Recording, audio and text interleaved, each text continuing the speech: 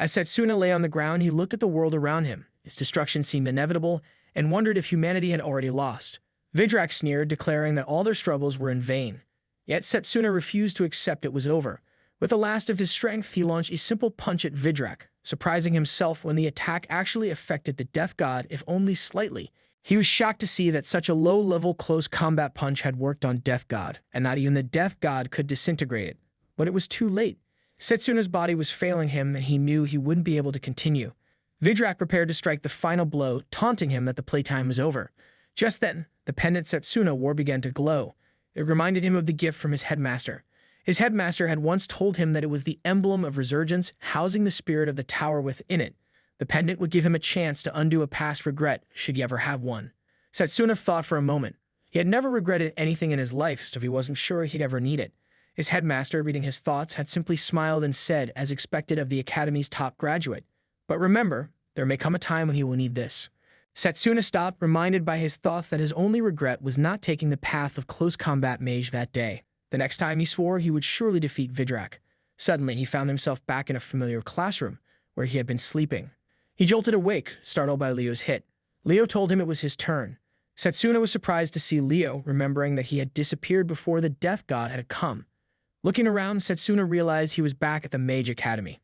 It seemed as though he had traveled back 10 years in time to the day of his bitter defeat, with a chance to change everything and vanquish the Death God. Leo urged him again, and asking why Setsuna was so preoccupied in the middle of the ritual of choice. Setsuna snapped back to the present and agreed, walking to the front of the class where several teachers, along with the headmaster, were standing. A girl whispered to another that Setsuna was here, and the second girl added that he had an aptitude for multiple paths of magic. The man in front of Setsuna opened a book, emitting a soft light. Setsuna remembered that there were different paths of magic, each with his own unique set of spells. Once a mage chose a path to specialize in, it would be difficult to learn spells from other departments. It was much like trying to believe in two different religions at once. The man in front of him asked him to choose the path in which he wanted to specialize. The man displayed his skill, confidently telling Setsuna that he was sure he would choose it. Setsuna thought for a moment. Normally, he would have chosen a path of ranged magic, which involved creating elements to use mana and fire at opponents. It allowed mages to keep their distance from enemies, minimizing the risk of being attacked, and it could wipe out multiple opponents at once with wide-area spells. He would become the strongest mage if he chose ranged magic, but that wouldn't be enough against the Death God. As Setsuna turned away from the ranged magic option, everyone was shocked. Leo, standing nearby, wondered what he was doing. Surely he was going to pick the ranged magic. They all questioned why Setsuna would choose melee magic, which seemed like the most useless option. The man explained that melee magic focused on strengthening the physical body. It was considered outdated and only effective in close combat. He compared it to someone being attacked by a swarm of arrows, only to have a single rock to protect themselves. He asked Setsuna if he really wanted to destroy his future. Setsuna knew that by choosing melee magic, he was giving up any hope of becoming a renowned mage. However, this was the only magic that might help him defeat the Death God. He couldn't let go of that hope. The room fell silent as everyone watched him choose melee magic. They were shocked, but Setsuna was resolute. With this power, he would defeat the Death God. As Setsuna made his choice, there was a collective gasp of surprise, and the students began to chatter. Silas, the head of the ranged magic department, closed the book with a sigh, commenting that he had planned everything for Setsuna, believing he would choose ranged magic. In doing so, Setsuna would have become the greatest mage and would have brought both fame and glory to Silas as his teacher. Setsuna, however, was unfazed by the murmurs around him. He knew that Silas' plans, while grand, wouldn't matter in the next 10 years. The world had only 10 years left before destruction, and the Death God's first appearance was only 5 years away. Despite possessing all the memories of his past self, Setsuna lacked the experience needed for melee combat. He had no choice but to find a way to master it within the next 5 years. After the ritual was completed, the students were asked to return to their respective departments of magic. Setsuna, unsure of where his classroom was, wondered where he needed to go. He searched for Leo but couldn't find him. He decided to ask a nearby boy for directions, but the boy, accompanied by a girl, brushed him off quickly, mentioning that they were running late. Setsuna observed the others, who were either already moving or ignoring him, whispering among their groups. He realized that the journey ahead wouldn't be an easy one, but he was determined to find his way. A boy nearby commented that the rumors about Setsuna being a prodigy might be wrong and that he was actually a moron. Another boy guessed that Setsuna might just want to be the center of attention, which was why he chose melee magic. Setsuna reflected on how everyone at the academy was acting so differently from before, and he realized it was all because he had chosen melee magic.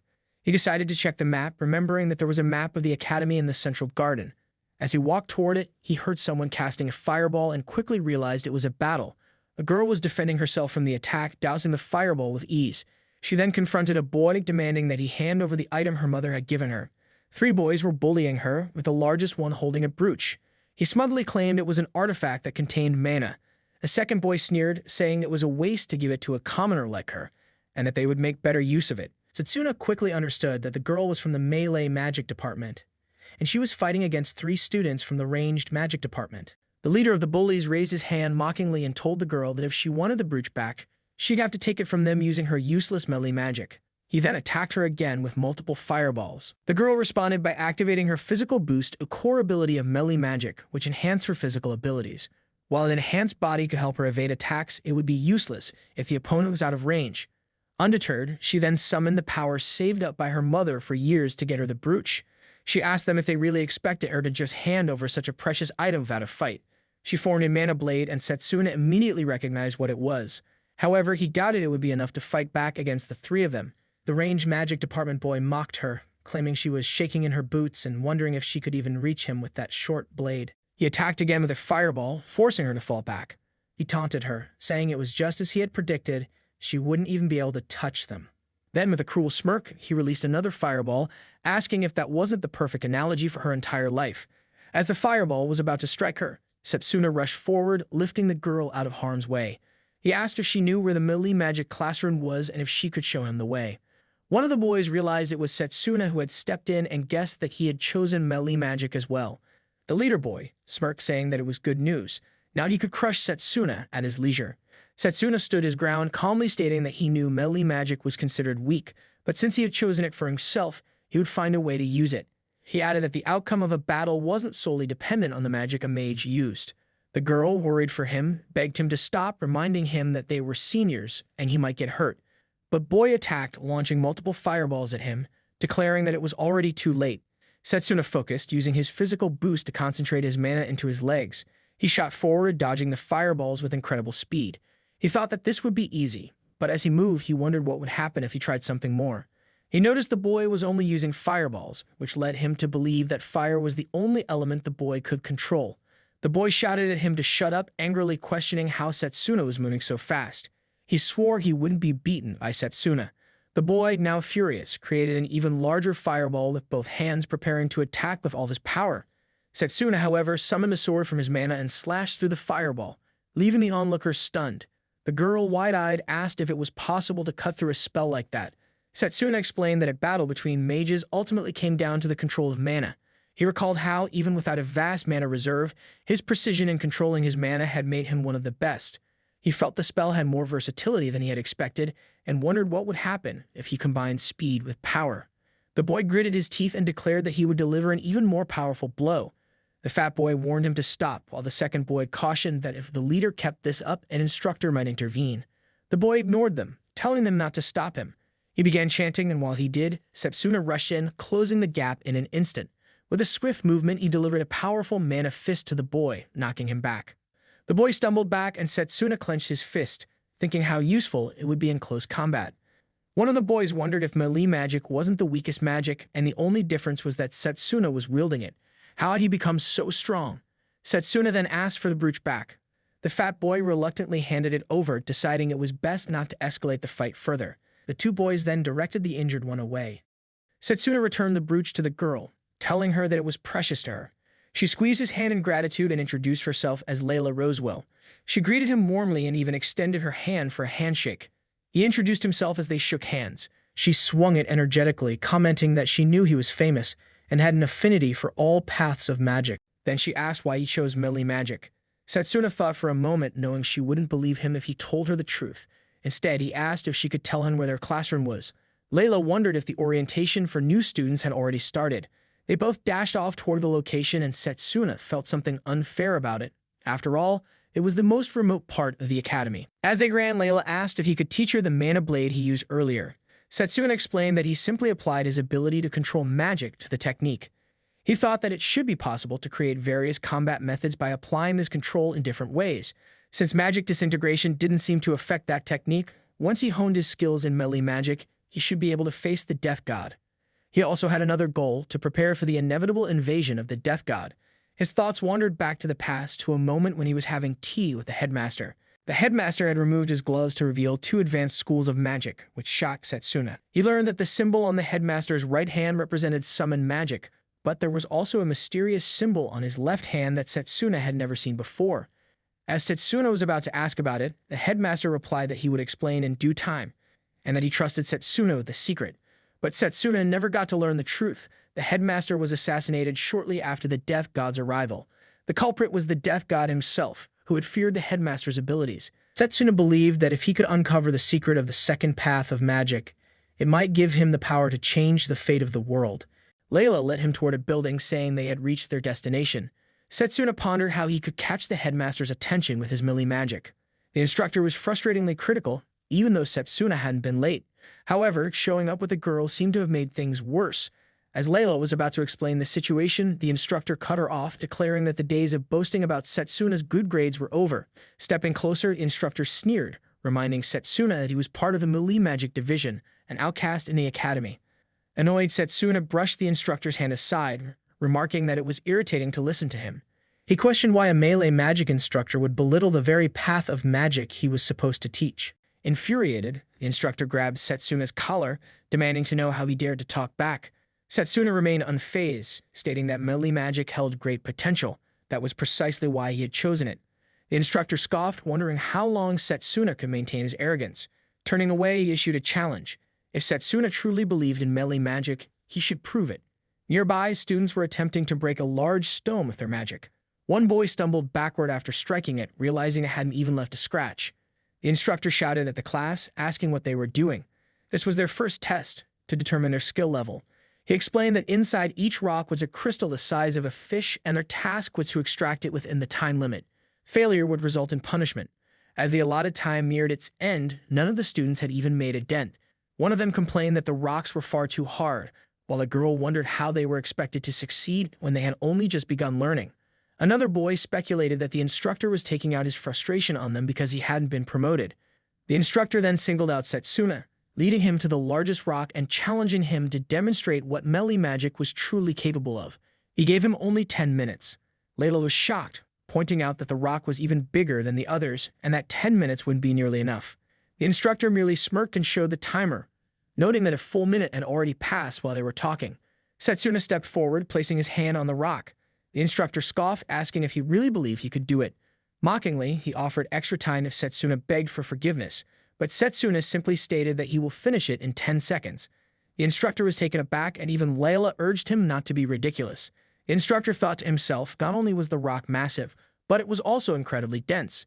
Even he would need at least 30 minutes just to make a dent. But Setsuna wasn't backing down. He had only 10 seconds.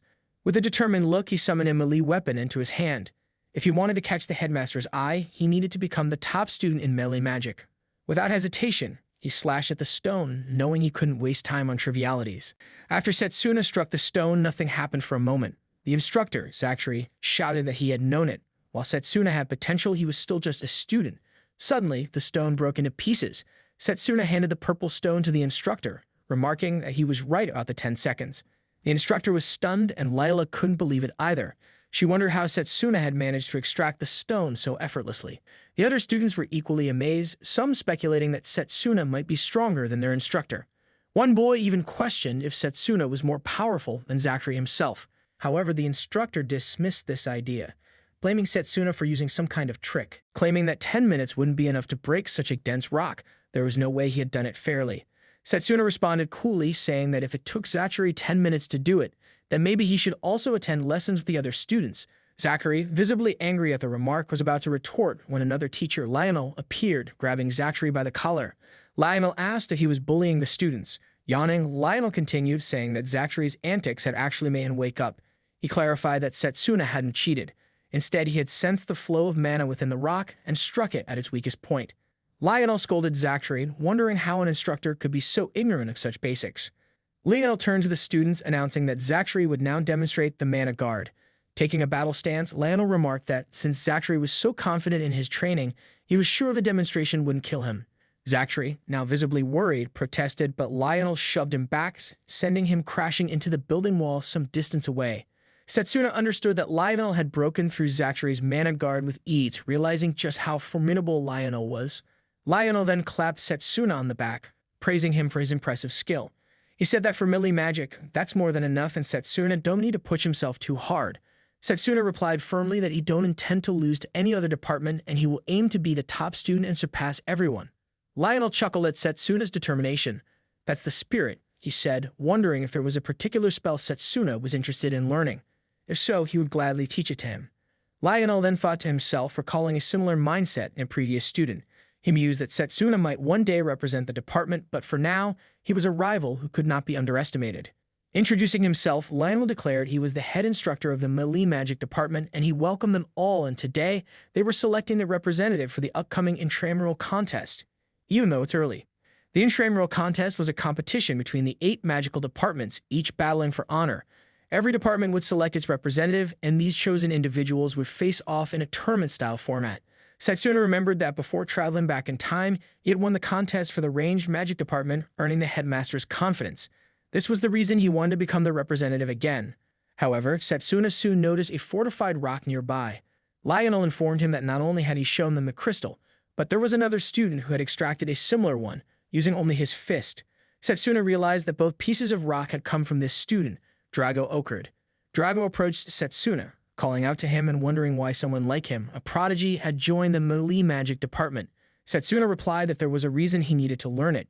Drago raised his voice, scoffing at the idea. He asked what Setsuna hoped to accomplish with such a frail body. Drago then revealed that his family had studied melee magic for generations and that he had been under intense physical training for 17 years.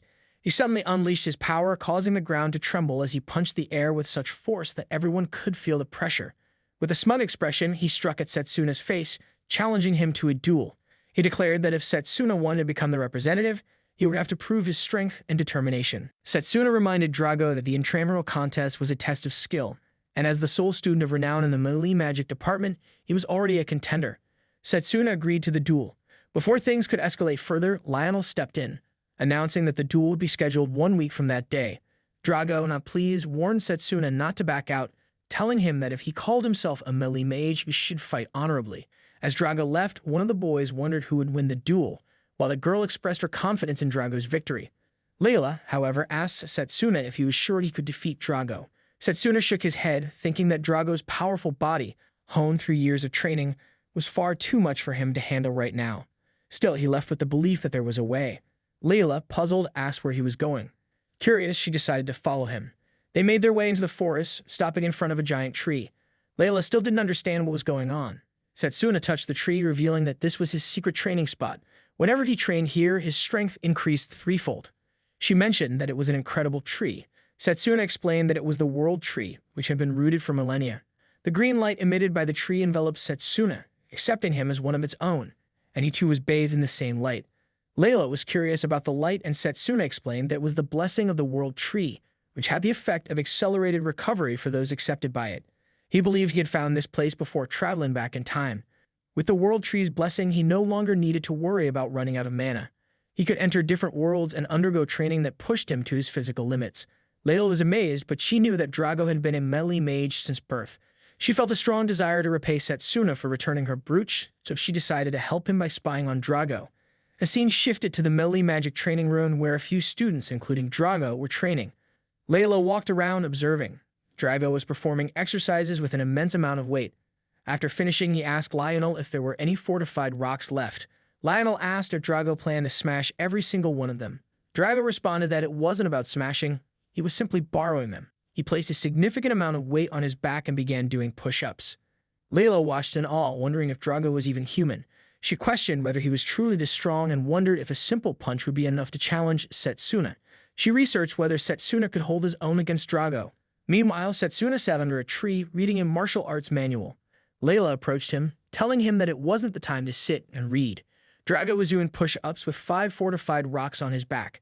Setsuna agreed that Drago was incredible, but he pointed out that such intensity was an appropriate level for physical training. He reassured her that there was no need to worry. It was part of his training. His eyes widened in curiosity. She asked what he meant. Setsuna explained that it was a spell called Physical Bodybuilder, which strengthened the body and allowed for greater control over the nerves by channeling mana. By concentrating mana in their legs, they could increase leg strength. In their fists, they would gain greater power in their strikes, and if focused on their brain, it would enhance memory. He tossed the book aside and told her he had already memorized all the techniques, so he was eager to test them out. He noticed a fallen leaf and with a swift kick, used his power to cut it in half. He even created his sword like forced a slice through the other leaves. Layla marveled at how incredible it was and how quickly he had learned those moves. Setsuna remarked that it wasn't nearly enough, and suddenly he felt a sharp pain, causing him to drop to his knees. A wound had appeared on his hand. Layla wondered where the wound had come from, but Setsuna assured her that he was fine. Then the green light from the world tree enveloped him, and he explained that with the physical boost, he was intentionally pushing his muscles to their breaking point. He could focus on recovery, which would allow his body to grow stronger and heal faster. The wound healed before their eyes, and Layla asked if he really needed to go that far. Setsuna replied that he couldn't possibly catch up to Drago with normal training methods, since Drago had spent far more time training than he had. With only a week left before the duel, Setsuna was determined to repeat the process 1,000 times. Layla was surprised and asked how he could go through such tough training even once, let alone 1,000 times. Setsuna answered that it wasn't necessary to be perfect, but when he was training, he remembered the days when he couldn't even wield magic. He had dedicated himself to training every day, even when he failed many times. He never gave up on himself and kept growing, improving little by little. He could endure because as long as he knew he was getting better, it was bearable. Afterward, they both continued training together, and during their rest, Layla thought about him. People often said he was born with talent, but in reality, he worked harder than anyone else. Currently, he was lifting an enormous amount of weight while doing push-ups. Finally, the day of the duel arrived. Setsuna stood against Drago in front of the battleground with a large crowd watching them. Drago commented that it was good Setsuna hadn't run away to hide. Setsuna responded that he wouldn't, and he truly wanted to be the representative of the department.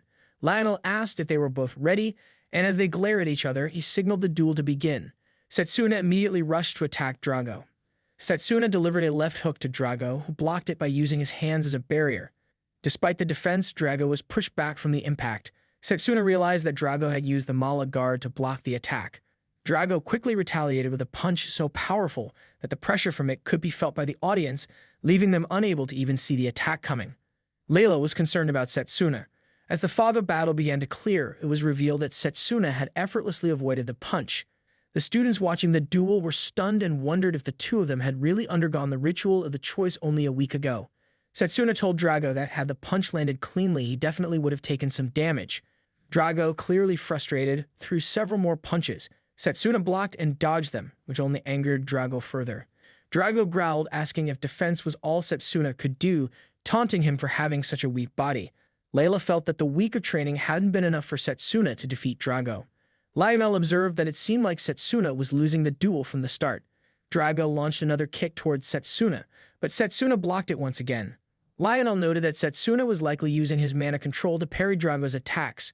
Drago, growing more irritated, snapped that elites like Setsuna always looked down on melee magic. He went on to say that his family had been belittled and humiliated simply because they were known for melee magic. In a surge of anger, Drago conjured a sword, declaring that he would defeat Setsuna for sure. Setsuna responded by summoning his own sword, and the two rushed toward each other, their swords clashing in a powerful strike. Drago followed up with several quick slashes, but Setsuna skillfully jumped and dodged each one. Finally, Setsuna landed a slash of his own, but Drago jumped to attack once again. Setsuna evaded, and the ground beneath them cracked with the force of their clash. As Drago charged again, Setsuna remembered the words of two boys who had criticized him for picking a fight with Drago and for choosing melee magic. Setsuna then told Drago that he understood where he was coming from, but he aimed for something greater. Drago, confused, didn't understand what Setsuna meant. With that, Setsuna broke through Drago's mana sword with a precise strike. Drago was momentarily stunned by the attack, but in the next instant, he retaliated and struck Setsuna once more. Using the physical boost acceleration, Setsuna increased his speed and countered with an attack. Layla realized that Setsuna's attacks were starting to have an effect on Drago. Lionel thought that Drago was performing admirably, but Setsuna's mana manipulation and physical boost were proving to be just as impressive. Lionel couldn't wait to see who would come out on top, knowing that to break through Drago's solid defense, Setsuna would need to create a gap. As Setsuna rushed to attack Drago, Drago conjured another sword, slashing at him in a fit of rage. Sensing the danger, Setsuna swiftly dodged the attack.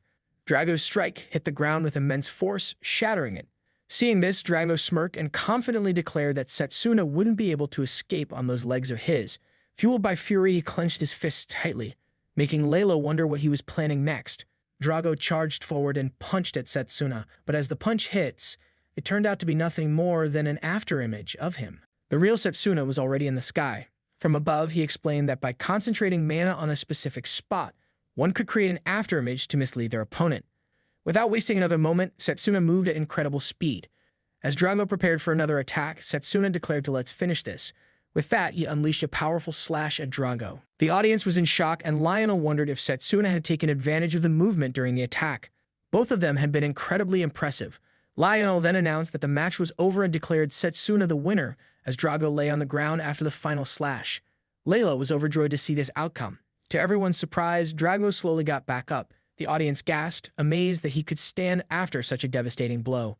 It was clear just how strong Drago truly was. However, Drago was furious with Setsuna, thinking he had held back in the final attack to prevent a fatal wound. Setsuna extended his hand to help him up. Drago, still seething with anger, asked him what he was fighting for. Setsuna paused for a moment before answering, saying he fought so that he wouldn't lose to anyone or anything, and that he was going to keep getting stronger. Drago, acknowledging his strength, said, "So that's why he was so strong." He then accepted his defeat. Setsuna replied that Drago had truly been a worthy opponent, and that he believed Drago would surely be a great help in the fight against the Death God. Lionel approached, telling Setsuna that he must have been incredibly determined to face Drago at such close range. He then raised Setsuna's hand, declaring that based on the results of the match, Setsuna would be the representative of the melee magic department. A few days later, Lionel led Setsuna to a room, telling him that he was about to meet the representatives from the other departments. Lionel warned him that he was the last person who should be giving Setsuna advice, but just not to cause any trouble. Setsuna assured him he wouldn't, then entered the room where 7 representatives were waiting. A boy with glasses looked at Setsuna and wondered aloud if the melee magic department would be participating that year as well. He remarked on their shamelessness. Setsuna recognized the boy as Noel, from the enhancement magic department. Noel walked closer, placing his leg over Setsuna's and pressing it down. He taunted, saying they would be rivals in the first match and that in the past 100 years, no melee magic participant had ever won the contest. He suggested that Setsuna should just sit in the corner and lift weights instead. Setsuna, unbothered, replied by moving his leg to press against Noel's, commenting, "Seems like the enhancement magic department has a unique way of greeting others. Was that how it's done here?" Noel grew angry, but Setsuna calmly responded that he don't care about the last 100 years. "I'll be the champion this year." Noel, clearly frustrated, scoffed and told him to just dream on. At that moment, the headmaster entered the room and smiled, commenting, and it was nice to see them both fired up, but save their energy for the real match. As all the representatives stood up to show respect to the headmaster, Setsuna reflected that the headmaster appeared at this moment, just as he had in his past life. The headmaster stood before them, and a pink-haired lady greeted him warmly, saying she would do her best to make the headmaster proud during the intramural contest. Setsuna recognized her as Carol from the summoning magic department. She was cheerful and had proven to be a formidable opponent during the intramural contest she participated in during his past life. Although he had held back then, it didn't mean he should underestimate her now. The headmaster began by congratulating them all for being chosen as representatives of their respective magic departments. He expressed his happiness at seeing the 8 talented students gathered in one room. He then informed them that the matchups for the intramural contest had been determined at random and would take place one-on-one in a tournament format. The first match would be between the melee magic and enhancement magic representatives. The second match would feature the healing magic and raising magic representatives. The third match would pit the formation and summon magic representatives against each other. Finally, the last match would involve the representatives of irregular magic and alchemical magic. The headmaster also mentioned that the contest was an opportunity for them to experience different magical specializations firsthand. The matches would take place in 10 days, giving them time to train and rest. He looked forward to seeing their battles. The students all bowed in agreement. As they did, Setsuna felt this might be his chance to speak with the headmaster. When headmaster started to leave, Setsuna called out to him. The headmaster recognized him as the representative of the melee magic department. Setsuna introduced himself and asked if he could make a request. If he won the contest, would he be allowed to learn about the headmaster's magic? The headmaster, surprised, replied that since Setsuna was a melee magic student and he was a summoner, he didn't think his magic would be much help to him. But Setsuna clarified that he was interested in learning about her second specialization. The headmaster's expression changed, and he became visibly irritated. He rumbled and asked, Where did he heard about that? Setsuna's display of formidable power was evident, and it seemed somewhat suspicious. However, if he was to find a way to defeat the death god, he couldn't afford to back down at this point. He couldn't quite explain why, but if the melee magic department won the contest for the first time in a century, it would change how the world viewed them. What he was asking for in return wasn't too much. The headmaster replied that it didn't seem like Setsuna had any ulterior motives, so he agreed to let him test his abilities if he won the contest. Setsuna bowed to thank him. The headmaster warned him, however, that it wouldn't be easy by any means. Setsuna responded with determination, expressing his intent to win the contest and receive the headmaster's teachings. The headmaster stepped away, appreciating Setsuna's spirit. Later that evening, Setsuna sat alone outside, eating something delicious and reflecting on his 10 years at the academy. He realized that there hadn't been much to do in his spare time during those years. He decided to thank Layla for recommending the meal. Determined to prepare himself the best he could in the 10 days leading up to the contest, he focused on his goal. Suddenly, someone told him there was no need to worry about preparations just before a giant fist came crashing toward him. He blocked the attack with his hand and quickly created distance, only to realize it was a golem. Noel was behind it all, watching from a hidden spot. He observed that it wasn't too bad, but he had used the blind spot of Setsuna to his advantage. Setsuna understood that the golem was created by Noel, who had used his power to turn life into stone. He asked what Noel intended to do next. Noel replied that they should finish what they started earlier and not wait for the official match against a melee mage. He summoned several golems to attack from behind and declared that Setsuna must pay the price for humiliating him. Setsuna calmly responded that Noel had brought this upon himself. As the sound of bells rang, Noel decided to stop, saying that it wouldn't look good for others to see him cornering a weak and defenseless opponent. He dismissed the golems and left, threatening to crush Setsuna even more thoroughly in the upcoming match. Setsuna realized that Noel was very talented, controlling multiple golems at once. However, his attention was drawn to the bread that had fallen during the confrontation, knowing he wouldn't be able to enjoy it now. The next day, in the melee magic department, Lionel addressed the students. He said that before the intramural contest, he would analyze the battle between Drago and Setsuna. He then asked both of them if they had identified their shortcomings. They both nodded in agreement. Lionel asked Drago to go first. Drago replied that his control over both his mana and emotions had been unstable. When Lionel turned to Setsuna, Setsuna answered that his physical strength was lacking, and in terms of strength, Drago had overpowered him. Lionel appreciated their honesty and reminded them that growth was impossible without facing their weaknesses. He encouraged them to focus on those shortcomings during the upcoming match. Layla raised her hand and asked the teacher if the match would also serve as a form of training for the intramural contest. Lionel smiled and replied that it was a good question. He mentioned that Setsuna's first match would be against the enhancement magic department. According to Setsuna, Noel's ability lay in commanding large numbers of golems, and since golems had physical forms, fighting them wouldn't be too different from facing a melee mage. Lionel gave instructions to both students. He told Drago to focus on his speed because in the upcoming match, he would attack Setsuna from multiple directions to simulate a group of golems. As for Setsuna, he was to block Drago's attacks and practice counterattacks. Drago got ready and said that it won't be like last time. Setsuna responded that he was hoping the same. Drago rushed forward to punch Setsuna, but he dodged the attack. Drago wondered if Setsuna thought he would attack from the right, but before he could react, Setsuna was struck with Drago's second hand. Setsuna realized he was a bit too slow. Lionel praised Drago, noting that he had struck a good balance between speed and power. Drago was also praised for his defense, and Lionel instructed him to use footwork to counter Setsuna's movements. Setsuna agreed and stepped back, preparing to punch Drago. After a while, both of them were lying on the ground, exhausted. Drago thanked Setsuna for the match. Lionel approached them and said that their movements were good. He believed that in just a few days, they would be able to handle golems without any trouble. He handed them water bottles, and Setsuna, taking one, said that he won't let his guard down. Lionel observed, noting that Drago had a solid foundation. Setsuna had exceptional instincts, and both were improving quickly. Finally, the day of the contest arrived. The audience was excited, and the host announced it was the 781st intramural contest. Out of the 8 students representing the Academy's magical departments who will reign supreme, both Setsuna and Noel stood in front of each other ready for the match. The host addressed the audience, telling them they could place bets on the contestants. Most of the audience was betting on Noel, and they wondered who would bet on the melee mage. A boy who had previously been beaten by Setsuna approached him and told him that he should win the battle and make sure to show everyone who was really in charge. Meanwhile, the audience noticed Akhtar from the ranged magic department arriving with a man, appearing completely at ease despite his upcoming match. It was clear that the winner of this match would face Akhtar next. The host then announced that the stage would change randomly for each match, and for this one, the stage would be a desert. Noel teased Setsuna, saying seems like luck isn't on his side either. A few kids in the audience cheered for Noel, convinced that Setsuna, being from the melee magic department, would be easy to beat. Another boy expressed how good it felt to be up against the weakest department in the academy. Layla, overhearing the comments, shouted at them to be quiet. She promised that they would see if they still thought the melee department was the weakest after the match. As she raged toward them, Lionel stepped in to calm her down. Finally, the host announced to let the match begin. Noel picked up a stone and asked Setsuna if he knew what it was. Setsuna wondered if it was a piece of fortified rock. Noel confirmed, saying, more precisely, when combined with the sand, it creates golems. As if on cue, a golem made of fortified rock appeared, impervious to blades. Noel then showed a pouch full of the same stones and scattered them around the area.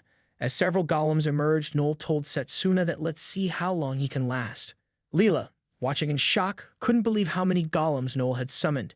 Noel smugly explained that in the desert, he could create as many golems as he wanted, and Setsuna wouldn't even come close to matching him with melee magic. A boy in the audience said it was obvious what the outcome of the match would be, while another boy next to him mocked Setsuna. Noel then addressed Setsuna, asking if he had any last words. Setsuna replied that it was disappointing. He thought Noel would be better than this. Noel, taken aback by his response, was momentarily stunned before sending the golems to attack.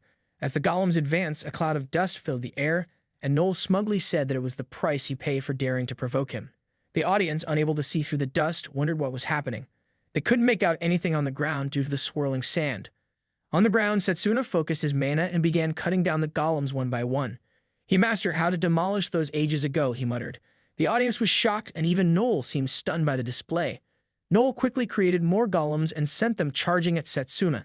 Setsuna, however, remained calm as he approached Noel, and in close quarters combat, no other school of magic can beat melee, he said. And in other words, golems with their predictable movements are no match for me. He slashed through the golems again, causing Noel to panic. Noel shouted that he can make more, and Setsuna, don't have to be so ridiculous. But Setsuna continued his advance, finally reaching Noel. Seems luck was not on his side, he said, delivering a punch that sent Noel flying back. A boy in the audience wondered what had just happened, while the woman beside him couldn't see anything due to the dust. The audience stared at the ground, trying to make sense of the match's progress and determine the victor. As the dust cleared, they saw that the winner was Setsuna. Setsuna, breathing heavily, thought to himself he managed to win the first match easily. Layla, filled with joy, cheered for him. A boy, talking with his friends, asked if he heard that correctly. Did the melee mage really win after all these years? Boy with glasses suggested maybe Noel ran out of mana from summoning so many golems. Various students speculated about what happened, wondering how Setsuna had managed to win. Silas didn't seem happy and said that Noel didn't lose because he made a mistake, but rather because Setsuna was simply more skilled than he was. The student next to him remarked that the battle with a melee magic representative had turned out to be more interesting than expected, but suggested that safeguards should have been put in place. The second battle began and was a fierce one. After watching the match, Setsuna approached Layla, and she complimented him, asking if he was going to watch the next match. He replied that he would, explaining that it would help him prepare for the upcoming battles. He knew that the second match was between the Summon Magic and Formation Magic representatives. The host announced that the Summon Magic representative, Carol, had the upper hand, while the Formation Magic representative kept trying to close the distance with his opponent. Watching the battle, Setsuna thought that, although the Formation Magic representative was losing, his moves were impressive and could be worth trying out in a battle against melee magic. Layla commented that while the magic being used looked flashy and cool, she still wanted to grow stronger using melee magic. Setsuna then asked why she chose melee magic, as she must have had potential in other schools of magic as well. Layla then shared a childhood incident. She explained that when she was playing with her little brother, they were attacked by a bear. At that moment, she thought they were done for, but a melee mage came to their rescue. She found the mage so cool and strong, and she decided then that she wanted to be like him, to become strong enough to help others in need. She admitted that it sounded childish, and she was a little embarrassed. Setsuna reassured her, saying that it's not childish at all. People can become infinitely stronger when they have a goal in mind. Layla asked if he really believed that, to which he nodded. At that moment, Leo came to meet Setsuna. Setsuna thought that Leo was the most skilled student in the ranged magic department, second only to himself. Leo complimented Setsuna on his match, acknowledging that even though he was from the melee magic department, Setsuna's power was impressive. He then asked who the girl sitting next to Setsuna was. Leo paused as if unsure of his words and asked if they understood each other. Setsuna was confused by Leo's question. Layla answered quickly, saying she was not what they think, and stood up to leave. As she walked away, she wondered if Leo was Setsuna's friend and suggested that they should sit together and enjoy the rest of the matches. Setsuna was left wondering what had happened with her reaction. Leo sat down next to Setsuna, and Setsuna asked him why Actor had become the magic representative of the range department instead of him. Setsuna expressed surprise as Leo was clearly very skilled. Leo's mood shifted and he got a bit sad. He explained that it wasn't an excuse, but Actor was incredibly sneaky. Leo confided that Actor had tricked him into stepping down and taking the role of representative for the department. Leo urged Setsuna to be cautious and not let his guard down when dealing with Actor. Setsuna guessed that Actor was the type to stop at nothing to get what he wanted, so he would have to be careful when facing him. The scene then shifted to Actor, who was looking at a box of flowers with a strange smile on his face. During the tournament, the host announced that the first match of the highly anticipated second round of the Enrolls contest would be between Arranged Marriage and Melee Magic. On this stage, the moment a competitor falls, not only will they lose the match, they will also face a punishing scoring system. Drago sat next to Lionel, mentioning that it would be difficult for him to even get close to Actar. Lionel commented that Drago would be at a disadvantage in this match as well. Actar, sitting with Silas, remarked on the impressive stage he had prepared for the match. As expected from the head of the ranged magic department, Silas added that he would make Setsuna bitterly regret his decision and realize how foolish it was to choose melee magic. Actar replied that regret would only be possible if Setsuna even managed to start the match. The host announced that it was nearly time for the match to begin, but Setsuna was still nowhere to be found. If he didn't appear in the next 5 minutes, the ranged magic department would automatically win and proceed to the next round. Both Lionel and Drago were shocked by this news. The scene then shifted to 10 minutes earlier in the contestant waiting room. Layla knocked on the door before entering and asked how Setsuna was feeling, concerned about his well-being.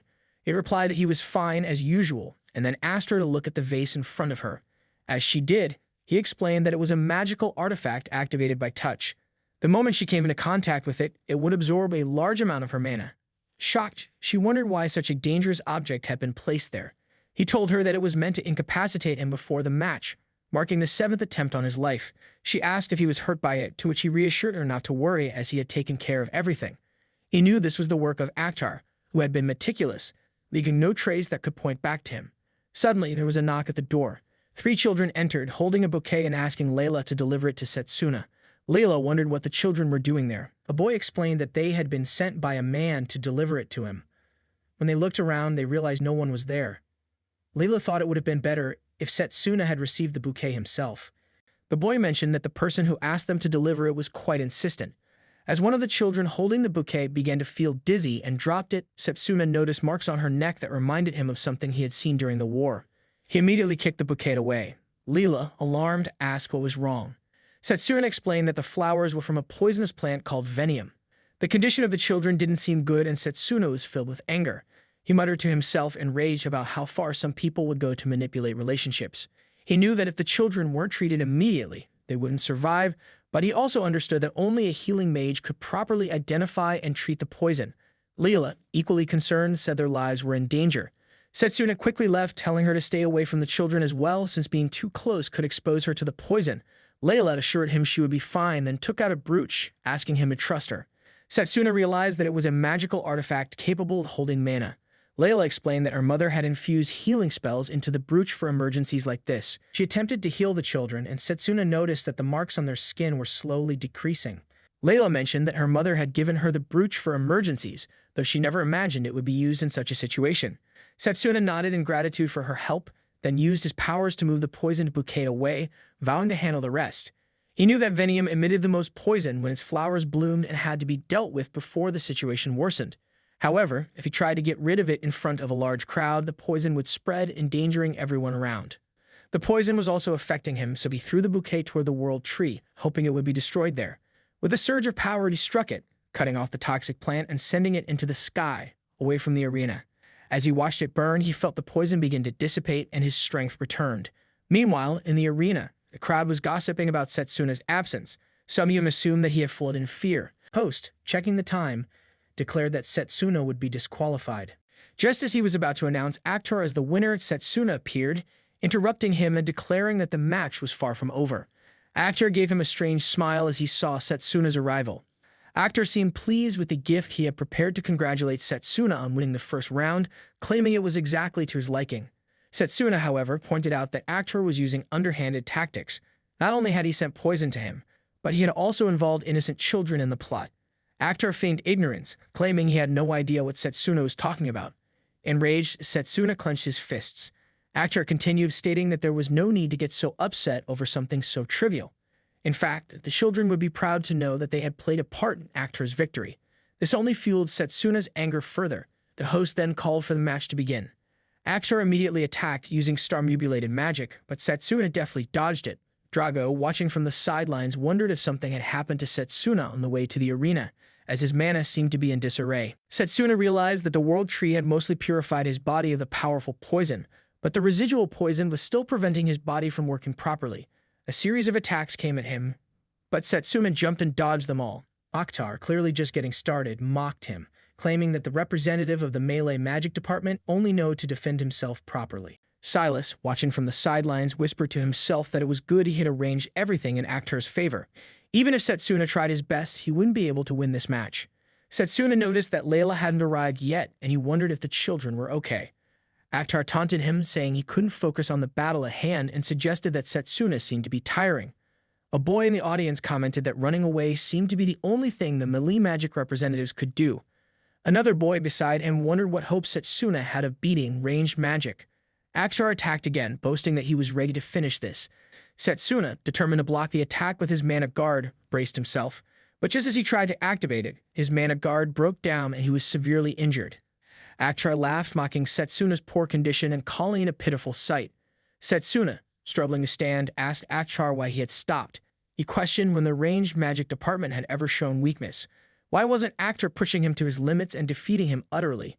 Instead, Akhtar was just flapping his gums. Setsuna, despite his injuries, was trying to understand what Akhtar was truly up to. Akhtar smirked, realizing that Setsuna was analyzing his every move, even while defending against his attacks. He found Setsuna interesting and urged him to look around. When Setsuna did, he saw that he was surrounded, trapped on a small piece of land with lava flowing all around him. A boy in the audience shouted that Setsuna was completely trapped. Akhtar declared that he pursued perfection and that Setsuna had acted exactly as he had intended. He prepared to use his storm cannon, saying that now it was all over. Just then, Layla entered the arena and called out to Setsuna. She told him that the children were now safe. Setsuna smiled, relieved, and responded that now he could fight with everything he had. Finally, the preparations were complete. Suddenly, Akhtar noticed a surge of mana from Setsuna and was confused. How had he managed to gather that much mana? Setsuna explained that he had been using physical boosts to activate his cells and detoxify his blood, while Akhtar had been foolishly toying around. He added that Akhtar had only dug his own grave. Enraged, Akhtar retorted that Setsuna was in terrible shape.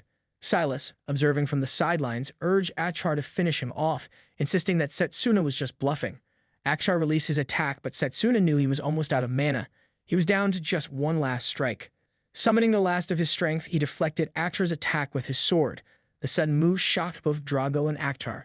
The attack, redirected by Setsuna, was now heading straight for Akhtar. He nullified his magic and taunted Setsuna that if he really thought Akhtar would just stand there and let him land a hit. Akhtar claimed that the one who would bury themselves today wasn't him, but Setsuna. However, when Akhtar looked around, he realized that Setsuna had already closed the distance between them, sword in hand. Setsuna smirked and told Akhtar that it was he who had underestimated him. Terrified, Akhtar begged for mercy, apologizing profusely, but Setsuna gave him a brutal lash with his sword, knocking him to the ground. Setsuna coldly stated that it was to those children that Akhtar should apologize, not to him. The host announced Setsuna as the winner of the match. However, just as everyone began to cheer, the floor beneath them suddenly began to shift and slide away. Both Setsuna and Akhtar were on the verge of falling, and the crowd gasped in shock. As they were falling, Setsuna realized that Akhtar was already unconscious, and at the rate they were going, he would be in real danger. Using his powers, Setsuna regained his balance and managed to catch Akhtar just before he fell further. He wondered if he was too late. At that moment, Carol appeared and called upon Fenrir, her summoned beast, to save them. Setsuna recognized it as Carol's summoning magic. The audience cheered as Fenrir swooped in to rescue them both. Carol praised Fenrir and with a smile turned to Setsuna, hoping he didn't mind her stepping in. Setsuna thanked her for the help, thinking that Carol was undoubtedly a favorite to win the Enrolls contest. She was a formidable opponent, and he knew he would need to prepare thoroughly for their upcoming battle. The audience was still in shock over Setsuna's victory. One boy commented that it couldn't have been sheer luck, while a girl remarked that the outcome was completely unpredictable. The headmaster had also been watching the match. Silas, furious with Akhtar, called him a useless fool and vowed that Setsuna would regret his victory. As Setsuna joined Layla, Drago, and Lionel, Layla expressed her appreciation for him.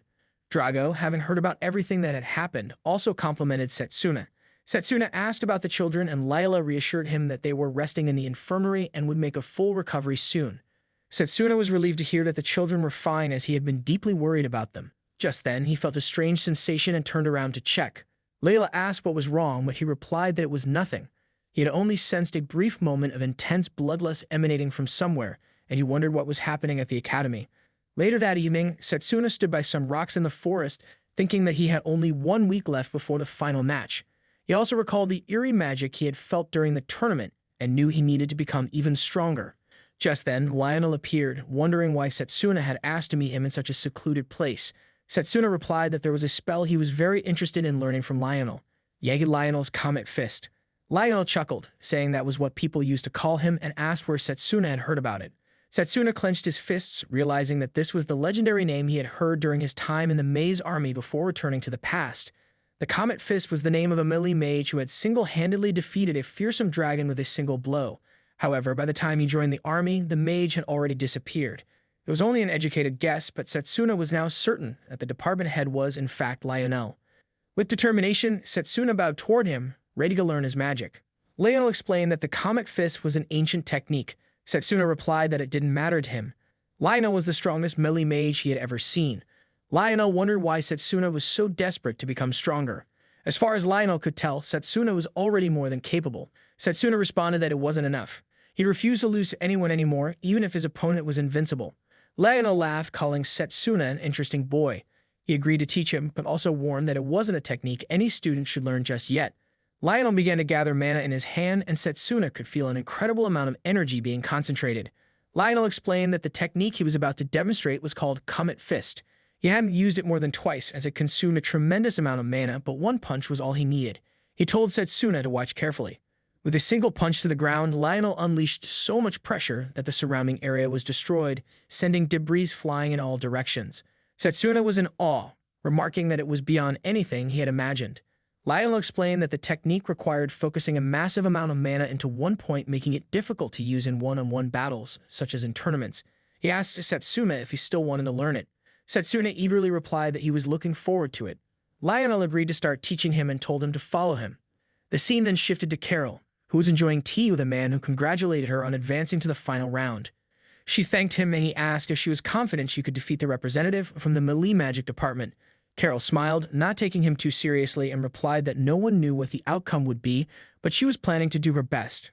As the man finished his tea, Carol offered to make him another cup. As she got up to leave and fetch it, the man discreetly pulled out a card and used it on her. He made an emblem appear on the back of her neck, and she collapsed. The man smirked, thinking it would be ideal if Carol could defeat Setsuna. However, if things didn't work out that way, he would simply deal with both of them. Setsuna continued training, wondering if he was ready. Lionel was shocked that Setsuna had perfected it in just a week. He thought it would take him years to master it. Lionel then told Setsuna that he had passed, marking the end of the Comet Fist or Charge Bullet lessons. It was the day of the final match, and the audience had gathered in the arena. The host announced that the final match of the Elmridge Mage Academy's 781st Intramural Contest had arrived. The first contestant was Carol, fresh off her back-to-back victories from the Summoning Magic Department. Her opponent was the one who had shaken up the contest that year, Setsuna from the Melee Magic Department. The students were uncertain about who would win, but a boy was confident that Carol would triumph, as she had dominated every match so far. The girl mentioned that Setsuna was strong too, and after watching his last match, she was fully rooting for him. 3 young children were also cheering for Setsuna. The match would take place at the goddess's ruins, and in anticipation of the fierce intensity of the battle, a formation mage had created a powerful barrier around the stage. Layla watched this with Lionel and remarked that it was a fair fight. Lionel wondered about the match as well, and Setsuna glancing at the headmaster and thinking that he should keep his promise to teach him the second magic specialization. Carol stated that it seems Setsuna had thoroughly prepared for this match. She planned to summon Fenrir and challenged Setsuna to give it everything he had. The host announced the start of the long-awaited final match. Carol summoned Fenrir and mounted it, preparing to attack Setsuna. Setsuna leaped to dodge, wondering if the Fenrir's attack was a glacial bomb imbued with snow flurries. Carol remarked that even though he was fast, he wouldn't be able to keep his guard up forever and would regret it. Fenrir attacked again, and Setsuna activated his physical amplifier, boosting his speed tenfold. With his newfound speed, he dodged the attacks and got dangerously close, preparing to slash Fenrir. Layla was happy that it worked. Lionel, however, wasn't sure about it, noting that familiars were just lumps of mana, and Fenrir would quickly recover from any injury. Carol told Setsuna that his efforts weren't bad at all, but now she would use Fenrir's power to freeze the ground. Setsuna was shocked to see that the entire stage was freezing over. He realized that the chill generated by the mana wouldn't be able to pass through the barrier. A man watching from the sidelines stood on the frozen field, thinking that Fenrir's attacks would become much stronger now. He wondered what Setsuna would do next, its eyes flaring with fiery determination. Setsuna realized that normal attacks wouldn't be effective at all, and the longer he dragged out the battle, the greater his disadvantage would become. He decided to use the ruined objects on the ground to leap and dodge, thinking of betting on the charged bullets. He formed a sword from his mana and braced himself as Fenrir's attack struck the stone he had been standing on. A boy watching the match guessed that Setsuna wasn't attacking at all but was only defending. Another boy speculated that Setsuna was no match for a summoning mage. The three kids watching seemed worried for Setsuna as well. As Lionel observed the battle, Layla called out to him asking what was wrong. He replied that it was nothing, but he thinks that since the charged bullet could only be used once after enough mana had been concentrated, it was a difficult technique to use in a one-on-one battle. But with Setsuna's fine control, he was concentrating to gather it in his fist, although it wasn't easy. Carol, meanwhile, thought that she didn't know what Setsuna had up his sleeve, but she couldn't just stand back and watch. She summoned Garuda, a bird familiar, alongside Fenrir. Drago was shocked that Carol had summoned two familiars at once. Lionel remarked that it was incredible talent. Both familiars attacked Setsuna simultaneously, and Layla seemed concerned for him. But Setsuna managed to fend them both off with each hand, making them fall back. He then calmly told Carol that he knew she would play her trump card. Surprised that he had blocked her attack, Carol wondered how he had done it. Setsuna, now preparing to counterattack, noticed a strange man watching from the sidelines. The man suddenly snapped his fingers, and Carol winced in pain, surrounded by a dark aura. Setsuna looked on, alarmed, wondering if this was the magic of the death god. Setsuna felt certain that this was the magic of the death god, but he couldn't fathom how it was even possible. Carol was rambling, then suddenly screamed, unleashing a dark power that caused several dark monsters to appear and attack Setsuna. The audience was stunned, wondering how many familiars Carol had. Lionel realized that this wasn't Carol's magic and shouted for the match to be stopped, demanding that the barrier be dissolved and questioning what the formation mage was doing. The man responsible for the dark magic explained that only the person who had cast the barrier could remove it. Everyone should be looking for the formation mage, but he was already in the clutches of the villain. As the monsters continued to attack Setsuna, he thought to himself that the person responsible for all this must be nearby. Setsuna activated his mana detection to locate the source. The man, however, suggested that Setsuna focus on the battle at hand. He ordered Garuda to attack Setsuna, striking him with a pole and forcing him to fall back. Layla was beside herself with worry as Setsuna struggled to get up. The man gloated that even Setsuna wouldn't be able to find him in the midst of the crowd, and in his current state, Setsuna wouldn't be able to do anything. Lionel felt a growing sense of urgency. There wasn't enough time for Setsuna to prepare another charged bullet, and Carol's physical state was deteriorating. If they didn't act quickly, she would lose control of her magic, putting her life in jeopardy. He realized that someone was controlling her from the shadows. Carol continued to try to escape, urging Setsuna to run away as the dark monsters closed in. He dodged their attacks while making his way toward her, fending off the monsters as he went. When he confronted a horned monster, he grabbed its horns and threw the creature onto the others. The headmaster watched the battle unfold, and Lionel rushed up the stairs, thinking that at this rate, Setsuna would be in serious danger. He knew he had to find the formation mage who had cast the barrier, and he hoped Setsuna could hold on a little longer. Another beast with a long, sharp, single horn charged at Setsuna, stabbing him in the leg. Layla gasped in worry as she saw the injury, and other students voiced their concern. Knowing that Setsuna was pushing himself too far, the man behind the dark magic declared that it was over and ordered the monsters to finish Setsuna off. They charged at him, and Fenrir bit into Setsuna's hand, causing excruciating pain. Setsuna screamed in agony, his voice echoing across the arena. Setsuna then remembered Lionel telling all the students what the most important thing in melee magic was. Drago had answered that it was the power to take down the enemy in one fell swoop. Setsuna continued, explaining that it was about getting close to the enemy while minimizing damage. Lionel had then added that the key was to not let any attack faze them, staying strong and focused enough to deliver the final blow.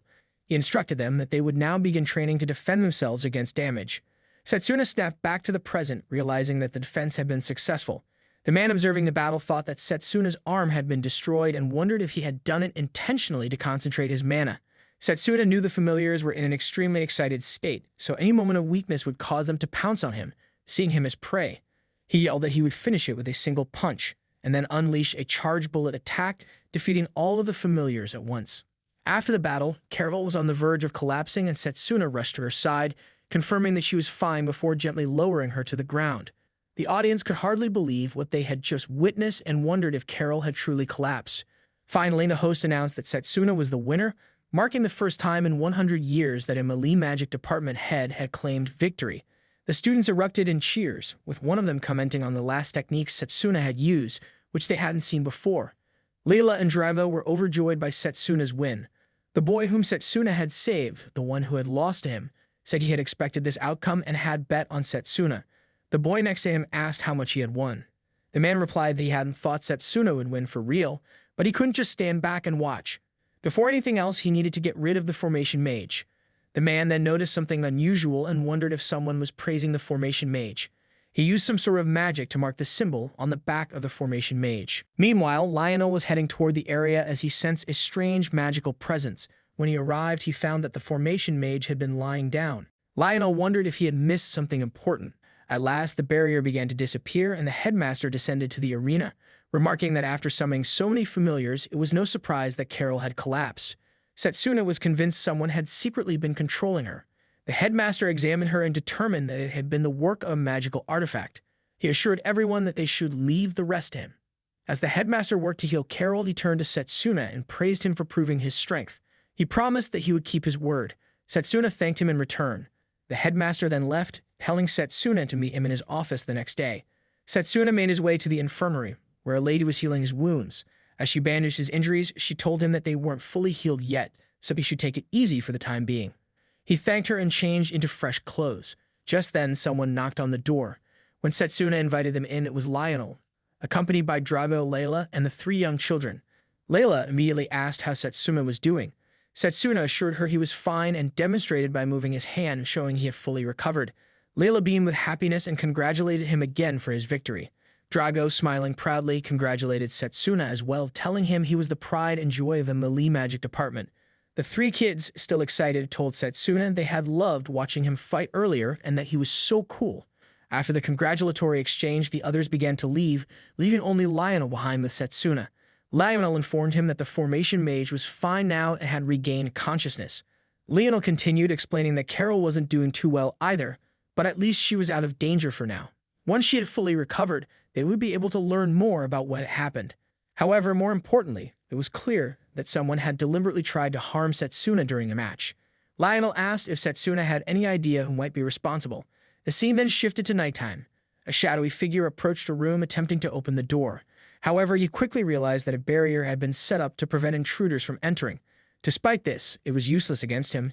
He simply shattered it with his power and stepped inside. The room he had entered was where Carol lay unconscious. The man muttered to himself that it would be best to get rid of her before dealing with Setsuna. He couldn't allow anyone who knew about him to stay alive. As he released an attack toward Carol, a blade sliced through the attack, cutting it off mid-air. Setsuna stood in front of Carol, his eyes sharp with determination. He said that he knew the culprit would come after her, but he was really hoping it wouldn't be Leo. Leo mentioned that Setsuna finally cottoned on to what was happening, but Setsuna couldn't find any evidence pointing to Leo. Setsuna mentioned that he had a hunch but wasn't certain until just then. He suggested that since they had reached this point, they should step outside for a while.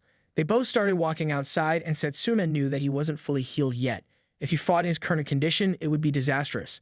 Leo asked him to stop frowning and wondered when Setsuna had started suspecting him. Setsuna replied that Leo had suddenly disappeared after the ritual of the choice, which he thought was unusual. It also struck him as strange that Leo wasn't chosen as the representative of the ranged magic department. And no matter what deceptive means Achtar might have used, Setsuna wouldn't have been so easily fooled. Leo guessed that he should have been the department representative after all.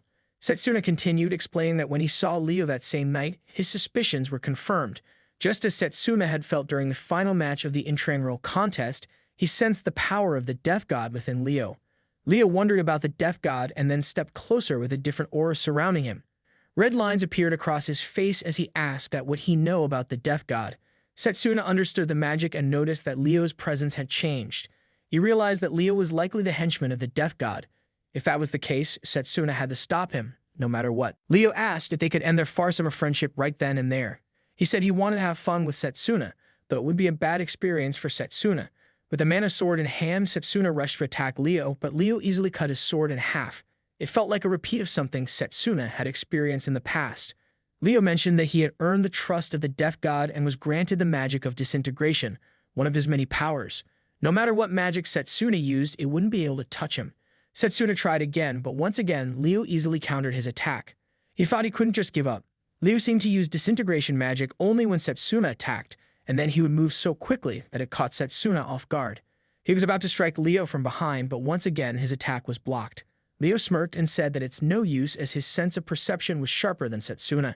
Setsuna determined conjured a fireball and said that it would have been more fun if he weren't injured. Despite the pain, Setsuna managed to steady himself. Leo commented that Setsuna was still quite a tricky opponent, lasting this long with melee alone. He added that Setsuna would have been much stronger if he had been chosen the ranged magic department. He then acted strangely, asking what he could do as if it was his choice. He said to let's finish it now. Leo attacked with an electric spike, aiming to stab Setsuna in the leg. The pain was excruciating and Setsuna realized that his wound from the final match hadn't fully healed yet. He winced in agony, then asked Leo why he was doing such. Leo replied that there was no particular reason, he was simply tired of the world. It was as if destroying a sandcastle someone else had built. Setsuna wondered why Leo was doing such things. It reminded him of the past, and he shouted that Leo had hurt and killed people for such trivial reasons. He even questioned whether this was really Leo. Leo told him to shut up. As Leo was about to attack again, Setsuna realized that his mana blade wouldn't be enough. He needed an attack powerful enough to overwhelm Leo with a single strike. He recalled his fight with Discord and reminded himself that he couldn't give up yet. Setsuna prepared to strike Leo, but Leo smirked and said it's already too late.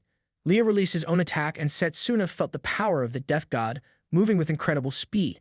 Just then, a lightning strike intercepted Leo's attack, and another strike hit Leo, though he managed to block it.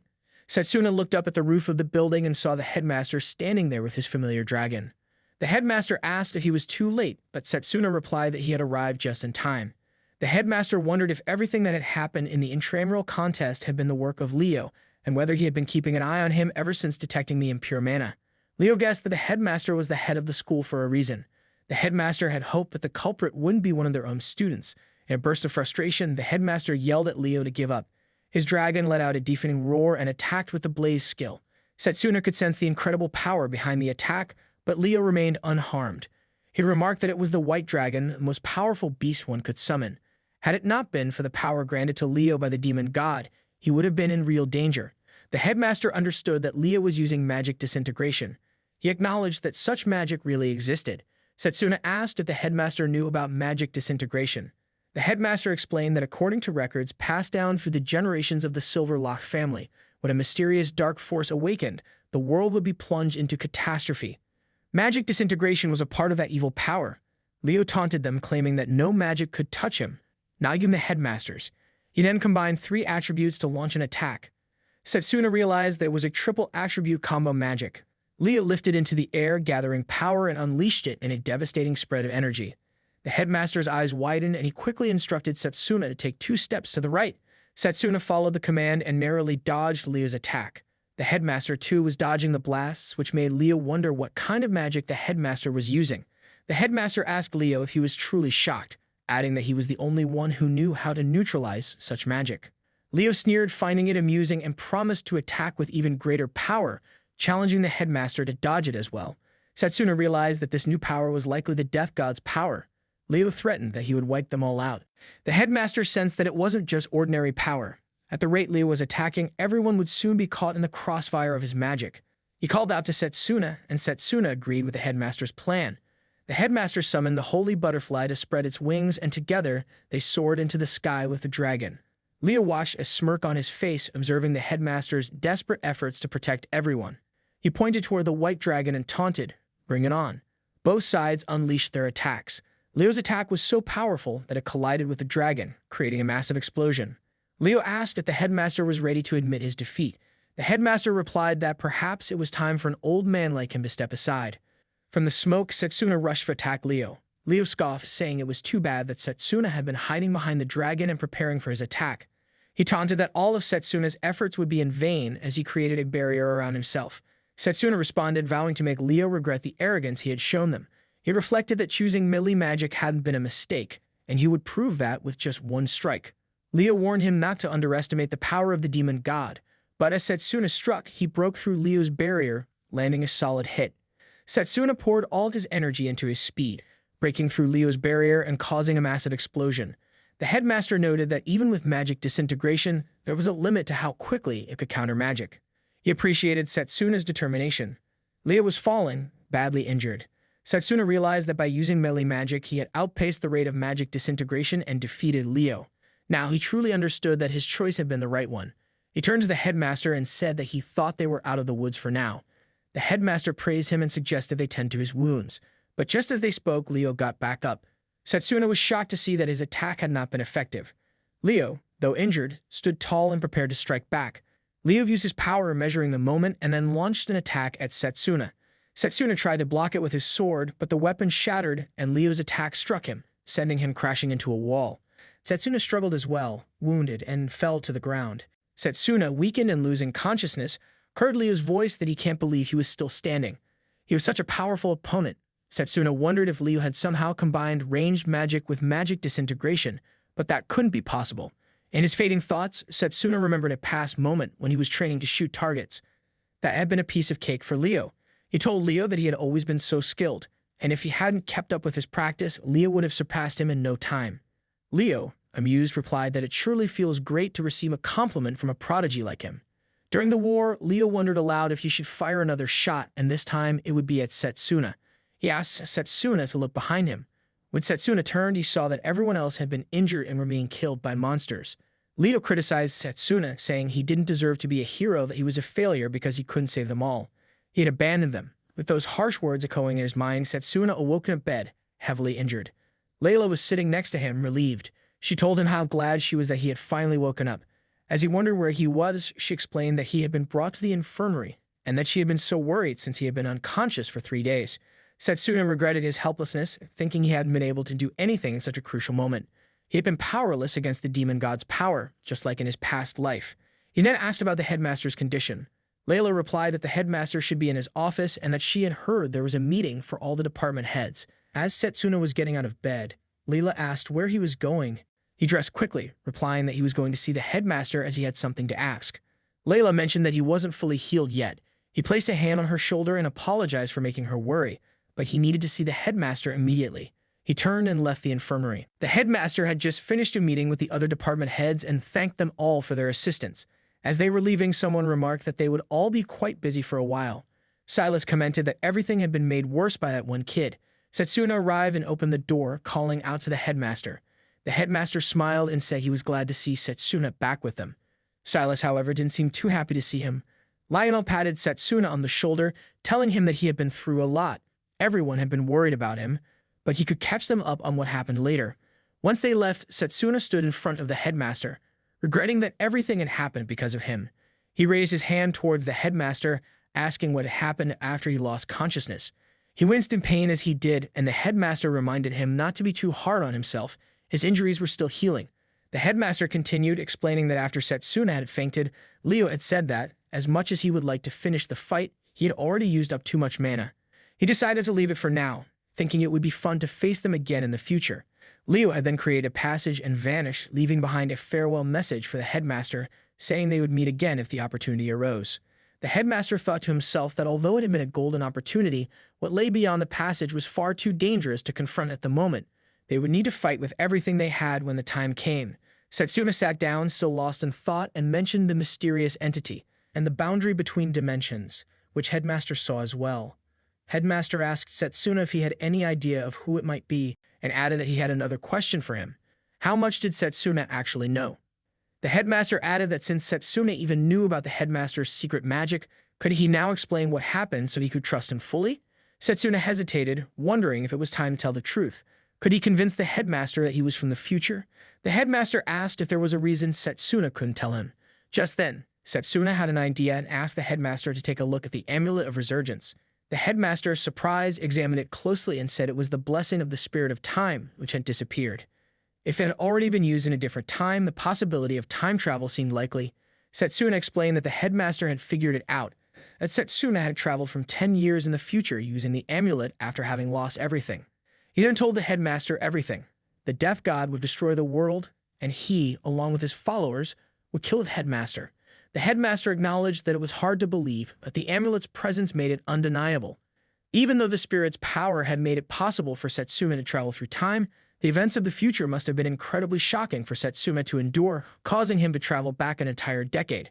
The headmaster placed a hand on Setsuna's shoulder and said that South had really carried a heavy burden, but now he will help him in any way he can.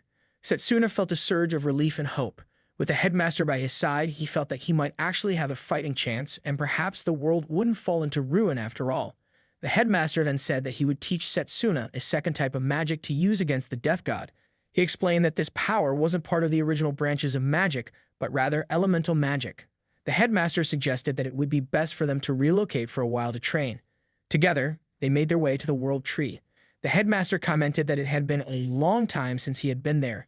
He used to come to train there when he was younger. Setsuna was surprised to hear that. Once at the World Tree, the headmaster explained elemental magic in simple terms. It was a type of magic where the caster uses mana to become one with the elemental spirits, cultivating a powerful force within their body. Because of its unique nature, elemental magic had a different starting point compared to the standard branches of magic, and it could be combined with other forms of magic, making it incredibly versatile and useful. Setsuna wondered if that was really possible. The headmaster replied he supposed he should demonstrate how to use it. As the headmaster was preparing to use his elemental magic, his eyes glowed brightly. Setsuna noticed that the color of his eyes had changed just like when the headmaster had battled Leo. The headmaster then suggested they play rock, paper, and scissors. Confused, Setsuna asked why, and the headmaster explained that since Setsuna was still injured, they couldn't exactly duel right now. He added that they could at least play a game to pass the time.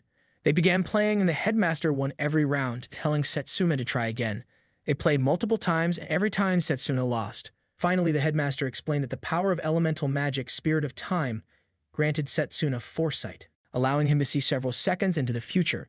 He further elaborated that various elemental spirits existed, and depending on the spirit one contracted with, they could gain unique abilities. For example, if one entered into a contract with the spirit of wind, they would be able to fly, and with the spirit of water, they could easily dodge attacks. Setsuna was amazed, realizing that mastering elemental magic could give him the ability to use melee magic in a multitude of ways. The headmaster then revealed that Setsuna wouldn't be able to practice this magic until he entered into a contract with an elemental spirit, and there was a crucial first step to take. Setsuna, curious, asked what the first step was. The headmaster explained that they needed to give it a try right then and there. He used his power to clear his mind and become one with nature. He instructed Setsuna to try feeling the presence of the spirits, as they existed everywhere in nature.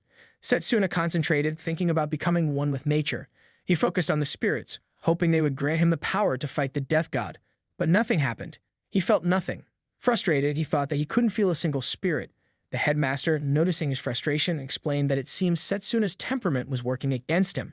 Setsuna wondered what he meant by that. The headmaster explained that in order to become one with nature, Setsuna needed to reach a trance-like state. He needed to empty his mind to truly feel the spirits around him. Setsuna tried to concentrate, but he found it difficult to focus.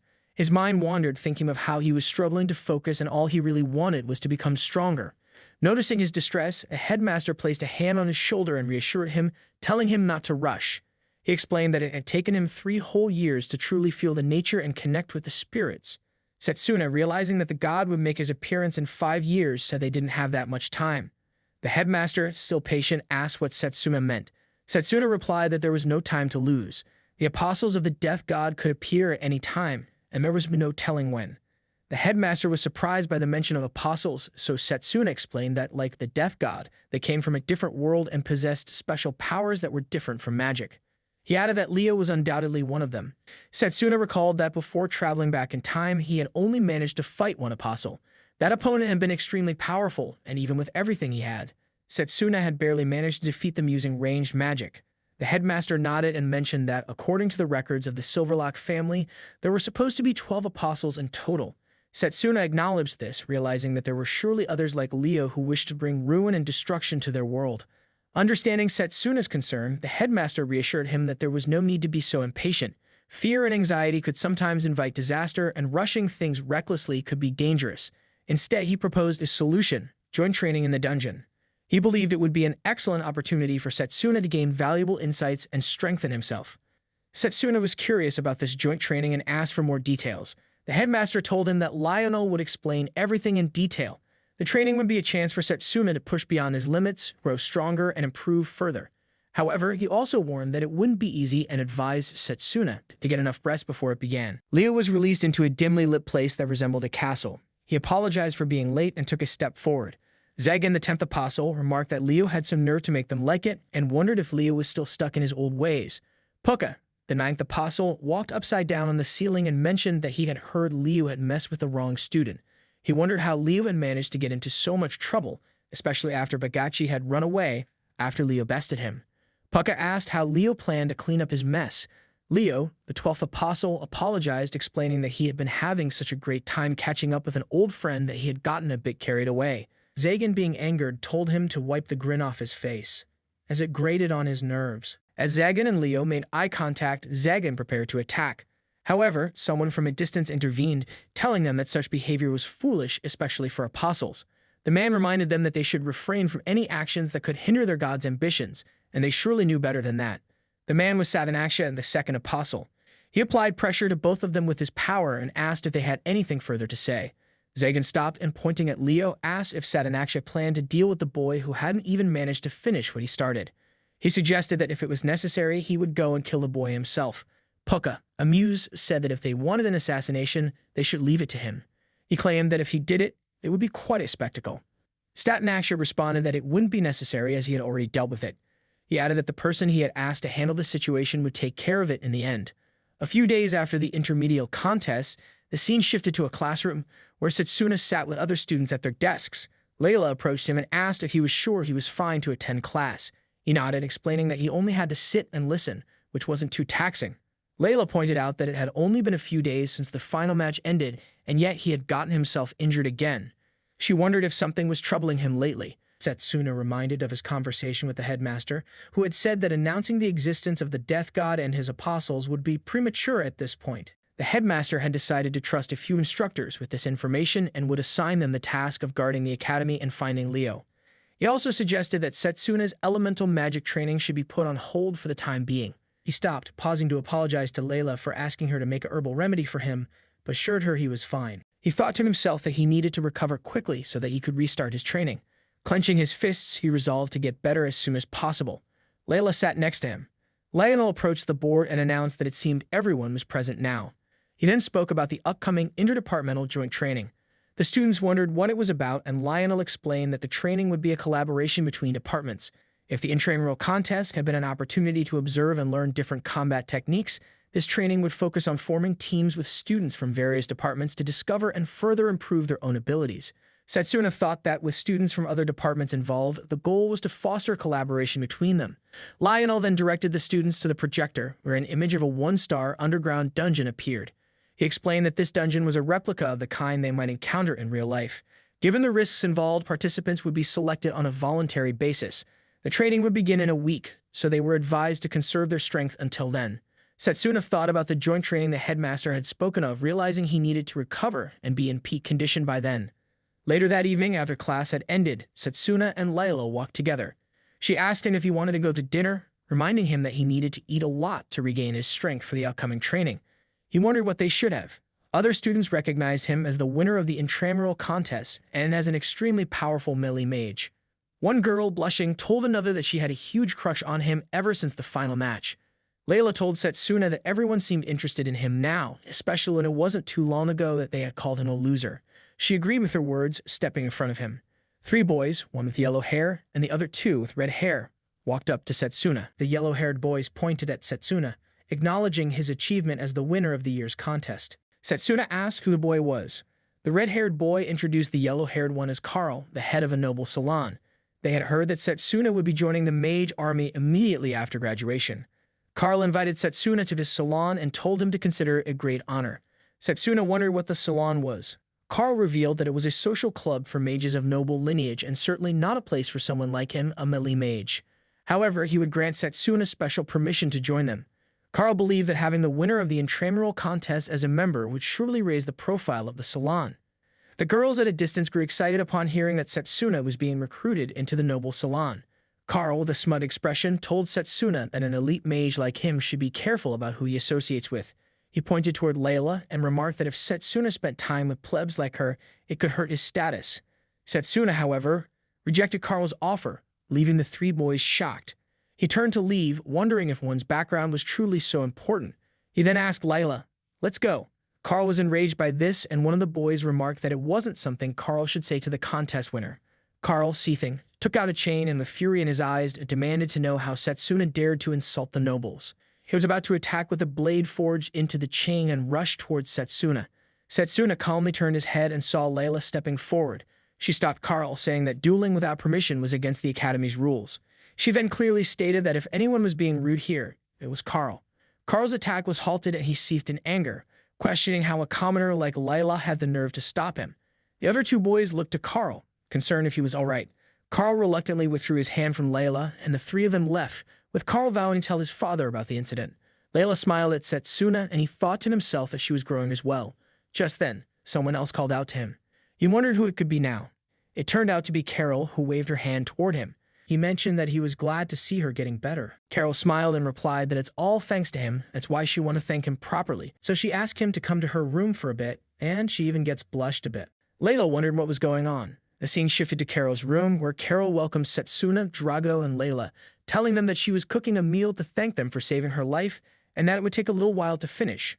Setsuna, still feeling uneasy, insisted that she didn't mean to do that. Carol reassured him that it was nothing, and if he would wait, the meal would be ready soon. Layla offered to help Carol, pointing out that it would be a lot of work for one person. Carol thanked her for the offer. Layla thought that Carol had only invited Setsuna for the meal, but she couldn't help but imagine something a lot less innocent. Then Drago, confused, asked why he was invited as well. Carol smiled and replied that the more people, the merrier. Carol and Layla headed to the kitchen, where Layla remarked that she had never seen anything like it before. She had no idea there were foods that were good for healing. Carol explained that those were known as recovery foods.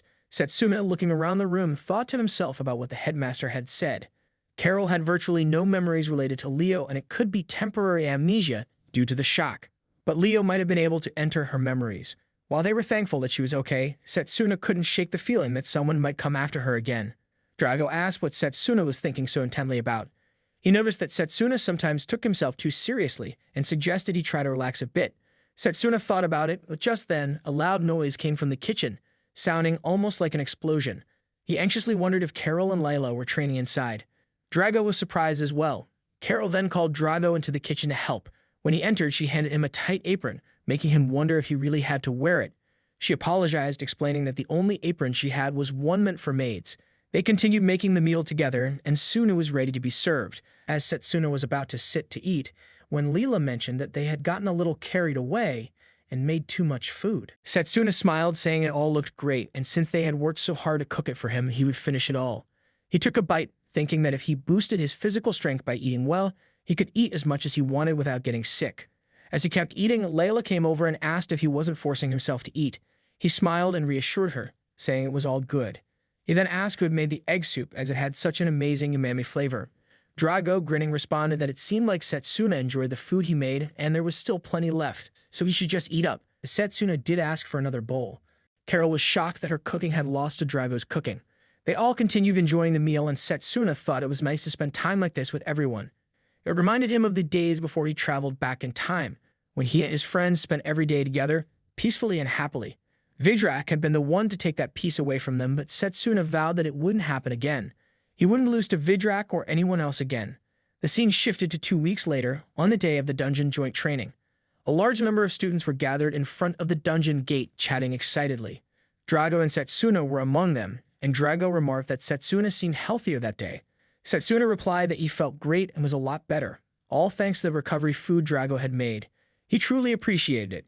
Drago assured him that it was no problem, saying it was the least he could do for a friend. He added that the recovery food only worked if they ate it regularly. Setsuna thought to himself that the dungeon training should be a breeze with Drago on his team. He could fully trust and rely on him. Then a boy and a girl approached. The boy asked if Setsuna and Drago had been on the team for long. Drago replied that the seniors had finally arrived. The boy introduced himself as Myfune, a third-year student in the Formation Magic Department. He said they would be on the same team for the training. The girl, who had been covering her head, then removed the hood to introduce herself as Yuzuha, and mentioned that she was looking forward to working with them. Drago introduced himself from the Melee Magic Department, and Setsuna introduced himself as well. Myfune patted both of them on the shoulder, asking if Setsuna was the winner of this year's Enrolls contest. He smiled and said it was safe to say they were in good hands, and he was counting on them. As Myfune walked a bit farther, Drago turned to Setsuna and said that Myfune seemed more excited than he expected. Yuzuva added that it was nice to put their juniors at ease like that. Myfune wondered aloud if she thought that way, and he hoped they would appreciate it because he would be going easy on them from that point on. At that moment, the instructor spoke up, saying it seemed that all the students had arrived and that the interdepartmental training would begin. He introduced himself as Giovanni, the instructor for the session, and also the instructor of the Formation Magic Department. He explained that as everyone was aware, the Formation and Melee departments would be participating together in the training, and today they would be entering the demonic ruins. There was a one-star class dungeon inhabited by ancient monsters and under creatures, and the students would need to work together to defeat the monsters. Giovanni summoned a bracelet, showing it to the group. He explained that it was time for them to contribute, as their achievements would be recorded in the bracelet's memory. They would earn points whenever they defeated a creature or collected treasures. The team with the highest score would receive a medal from the academy, and if an individual's score exceeded 100 points, they would earn the chance to participate in the Royal Mage Army's field training. The mention of the Royal Mage Army reminded Setsuna of the past, where a group of the kingdom's most powerful mages resided. He had met many comrades in that army. If he were to participate in the field training, he would surely be able to see them all again. Giovanni continued distributing the bracelets to each participant. He reminded them to stay within the areas that were not too dangerous. If they didn't heed his advice, they could encounter monsters far too powerful for them. He also warned them to be especially cautious and not to descend to the lowest level of the dungeon. In case of an emergency, they were to channel their mana into the bracelet, which would activate a teleportation spell to bring them back outside. Setsuna had already decided he would aim for 100 points, but then he paused. He and Drago both coincidentally mentioned aiming for 200 points. They exchanged a look, and Drago said that today they could finally attempt it. Setsuna agreed, saying that Drago was right. Giovanni asked if everyone was ready, and then finally they all started heading inside. Setsuna and Drago, however, rushed ahead as the joint training began. Setsuna, running alongside Drago, thought they had reached the demonic ruins, and a one-star class dungeon and an underground structure built by an ancient civilization, complete with traps and treasure chests still in place. The monsters inhabiting the area would no doubt attack them on sight. Setsuna remarked that even with access to teleportation magic, he had a feeling the training wouldn't be easy for them. Drago suggested looking ahead, as a path had opened before them. They were astonished to find an incredible castle-like structure and marveled at the vast underground space. Setsuna touched an area, wondering if it was part of an ancient plant. It seemed that an ecosystem had developed within the ruins. They recalled the headmaster's words that the training would give them a chance to become one with nature, offering great rewards and valuable insights into elemental magic. He intended to make the most of this opportunity. Other students had arrived as well, and Mifune wondered what the hurry was. Yuzuko pointed out something ahead, and the other students were chattering around them. A group then headed down a path, with the man warning that the other paths were all traps. Mifune remarked that those four were fools. In this type of training, they were supposed to take the more difficult path. He then pointed to a different path, saying they should head there.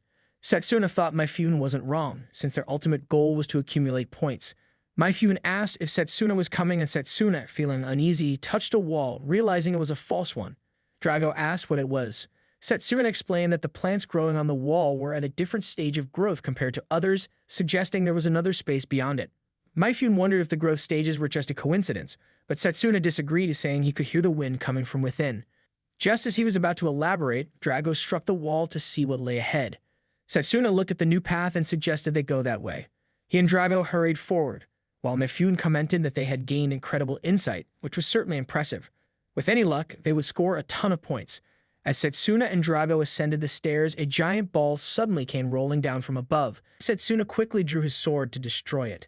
Small pieces of rock tumbled down the stairs, forcing Drago and Mifune to dodge from them. Setsuna looked at Drago, wondering if he was raring to go. Drago clenched his fists, eager to prove himself. He said he wanted to make a good impression on everyone and show how powerful melee magic could be. Besides, he couldn't let Setsuna beat him. Suddenly, with a flash, several arrows shot toward them. Setsuna dodged them expertly and then destroyed the source of the arrows. Drago was impressed by Setsuna's incredible reflexes, noting how he always seemed to stay one step ahead of every situation.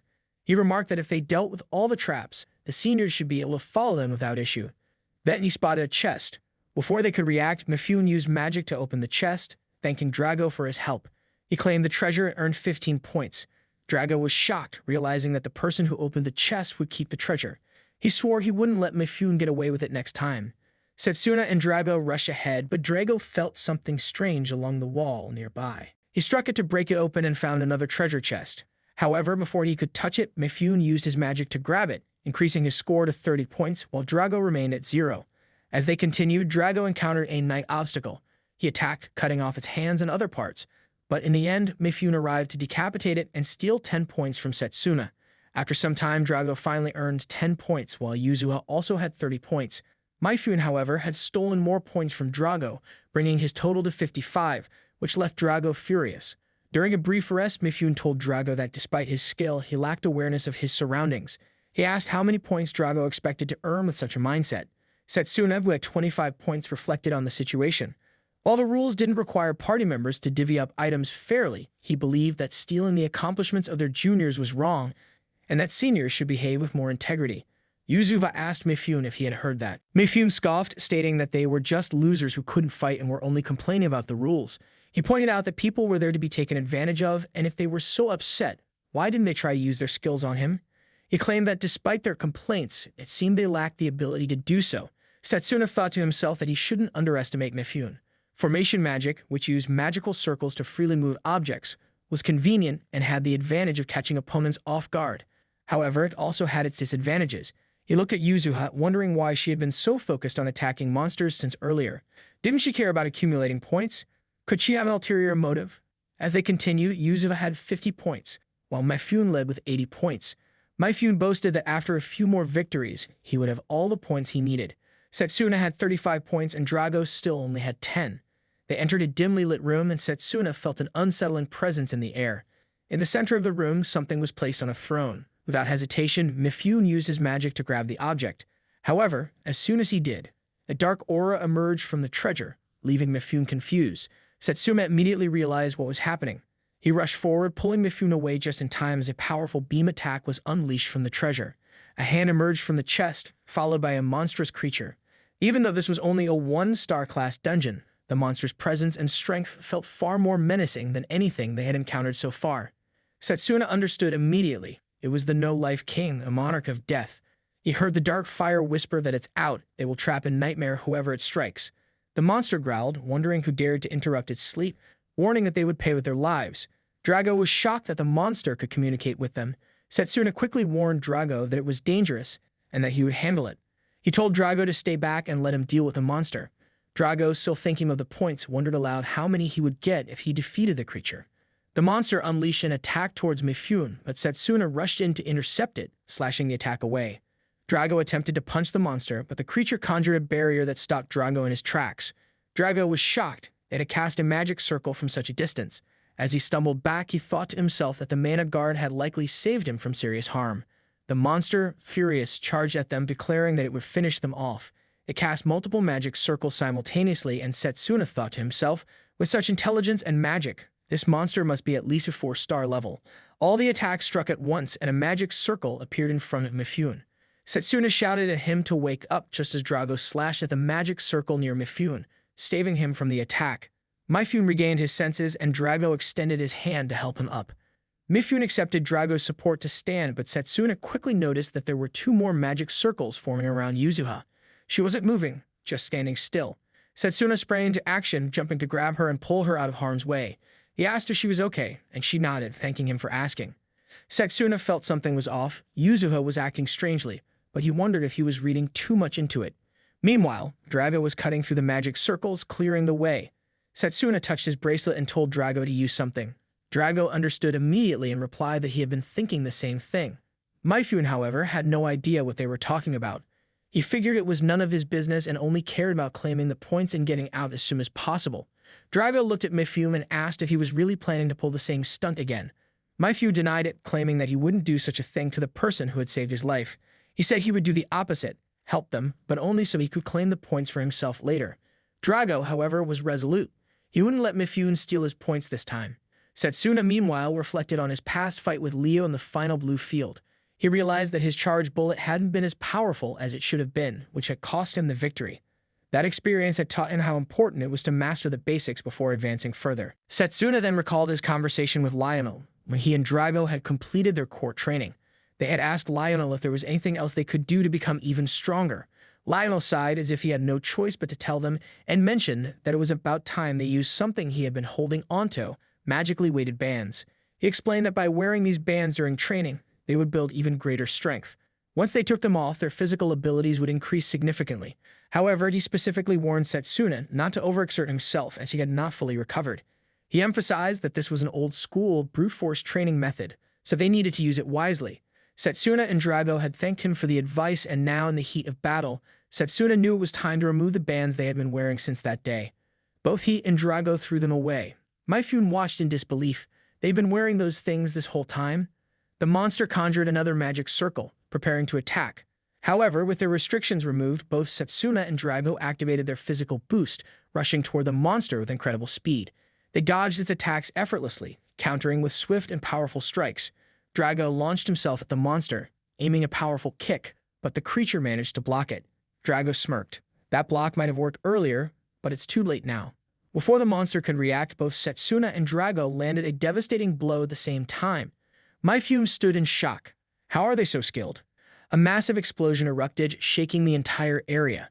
When the dust settled, the No-Life King was finally defeated. Their points skyrocketed by 50 each. Drago guessed that the points had been split evenly since they had taken down the monster together. Myfune, still stunned, couldn't believe what he had witnessed. Was this the true extent of their abilities? He had never seen a melee magic student anywhere near as strong as them. Just then, Setsuna turned to call out to Yuzuha, but she was nowhere to be seen.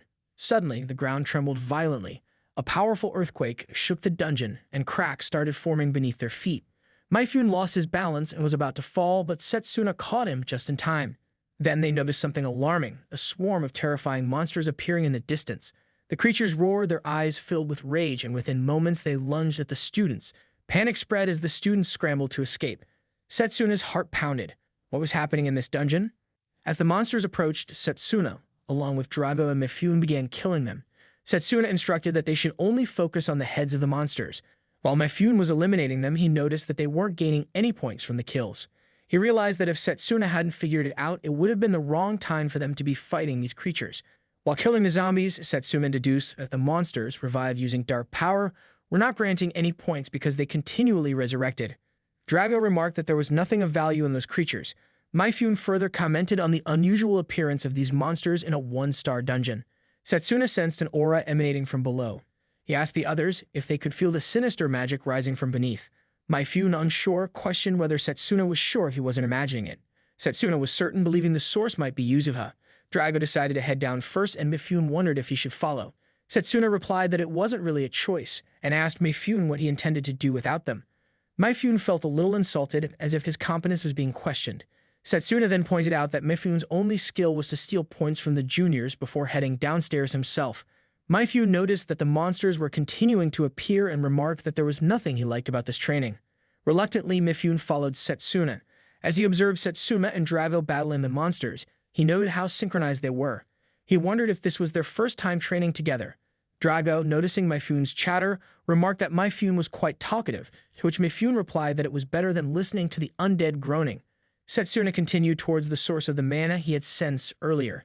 They eventually found the monster responsible and realized it might be the root cause of the dark power. Setsuna identified it as a new type of eyeball monster he hadn't seen before and noted that the magic circle within the dungeon was the source of all this magic. Mifune, sensing that the others didn't understand the best strategy for dungeons, suggested they follow his lead. As Drago stretched out, he accidentally hit Mifune and then apologized for it. Setsuna dealt a decisive blow to the monster, earning 10 points for the kill.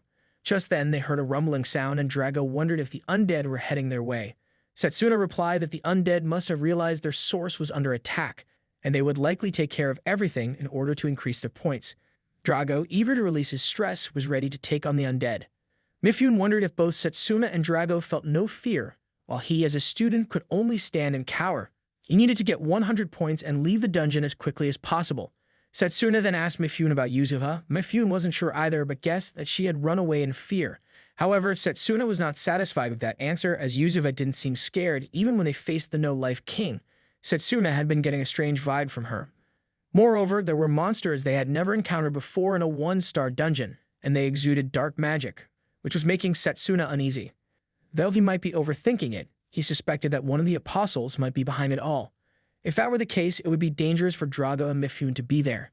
He hoped that Layla and the other students were safe. Drago noticed the undead were heading towards them and suggested they start hunting. He began punching through the undead with Setsuna and Myfune helping him. They were all racking up points, and after finishing off the monsters, Setsuna had 225 points, Drago had 210, while Mifune had 125. Mifune decided it was best to leave. Drago asked if he wasn't going to search for his friend Yuzuha. Mifune explained that their conversation the day before was the first time they had talked, and he had thought she was strange for approaching him and acting friendly. He guessed that she had gotten spooked, ran off, and was now crying and shaking outside. As Mifune was about to leave, Setsuna told Drago that they both needed to look for Yuzuha.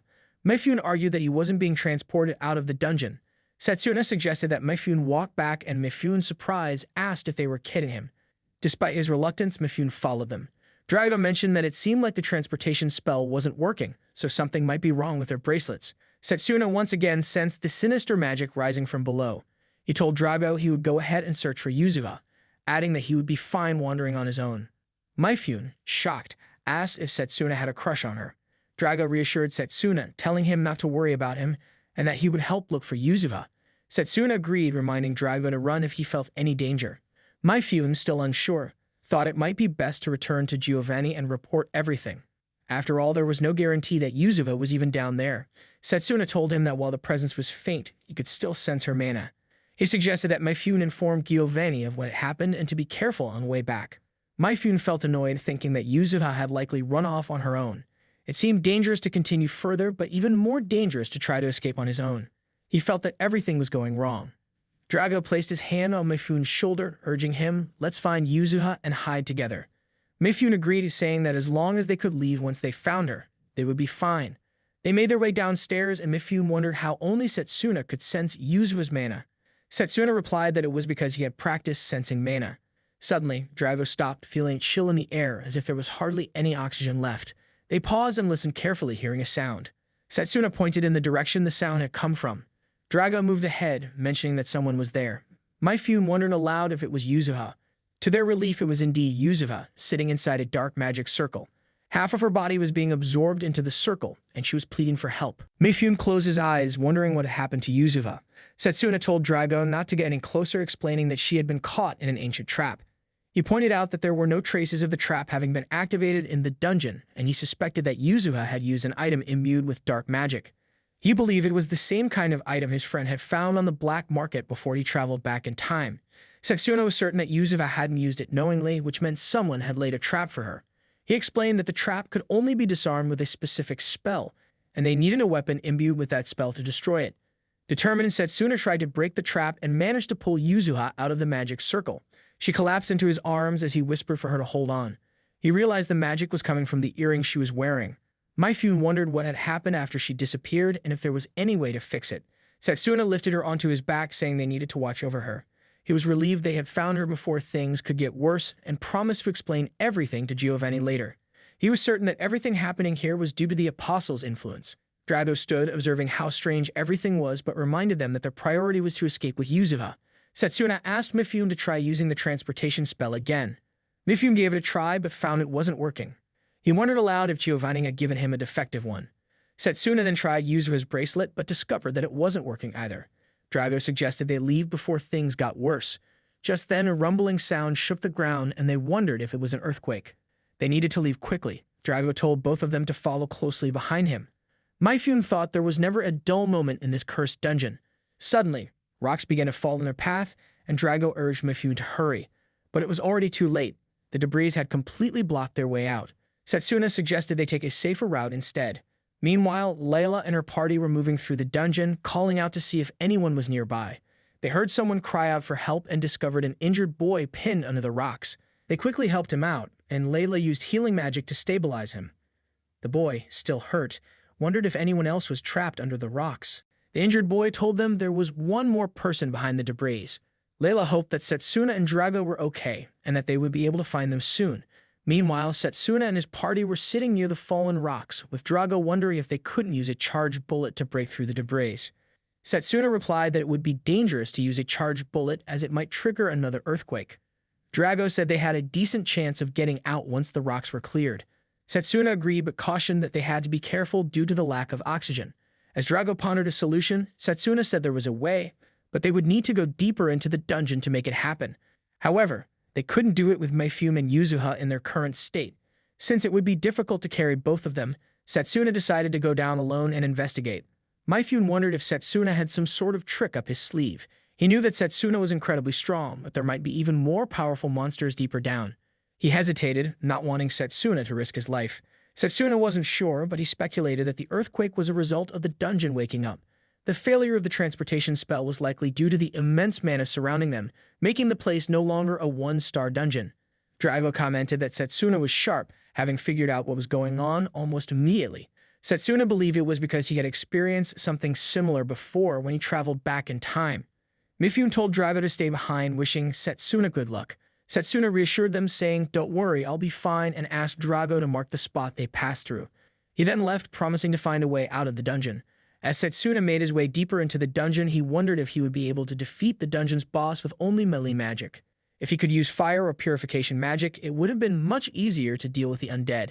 Melee magic mainly relied on physical attacks, and its major drawback was the difficulty in performing elemental magic.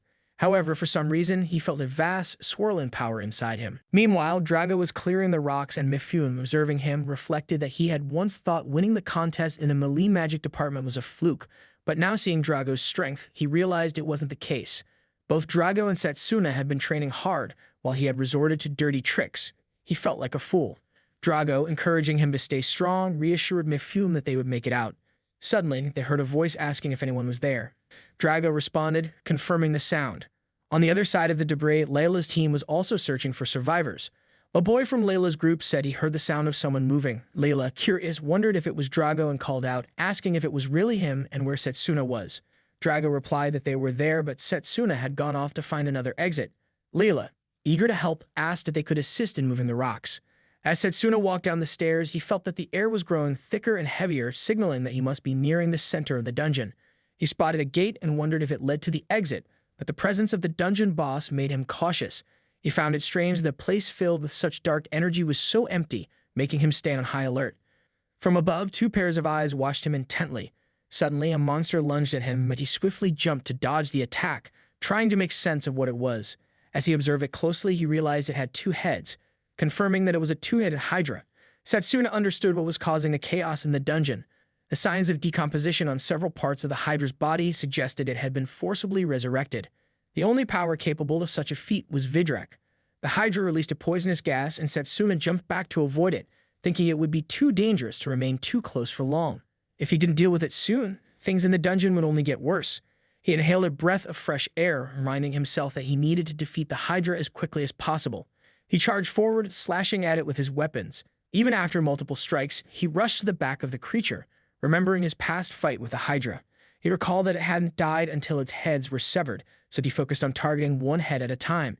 He realized that his attacks weren't very effective against its tough skull, so he aimed for the weakest point, determined to cut down at least one head.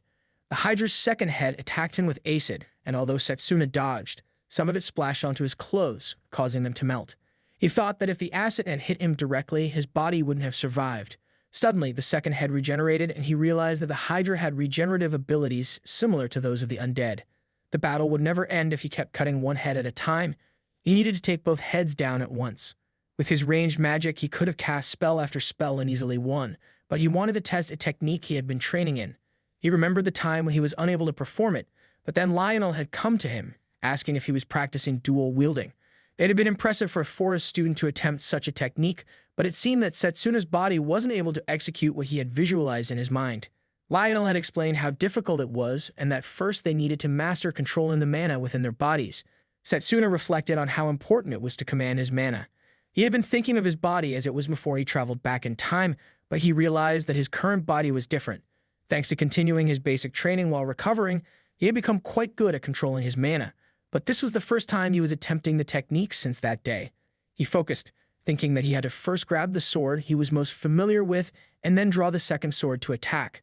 He tried, but his blade felt weak.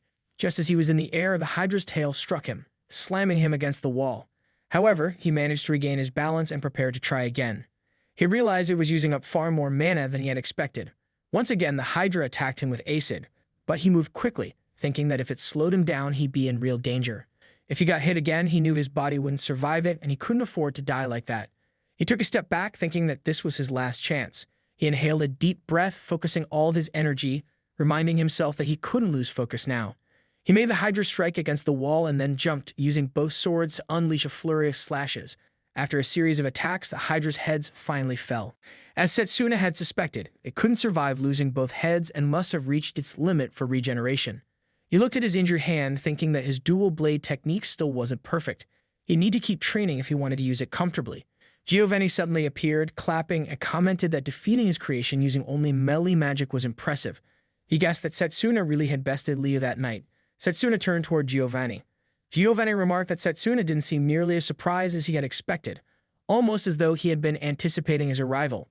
Setsuna replied that it wasn't the first time something like this had happened, and he was always prepared for any possibility.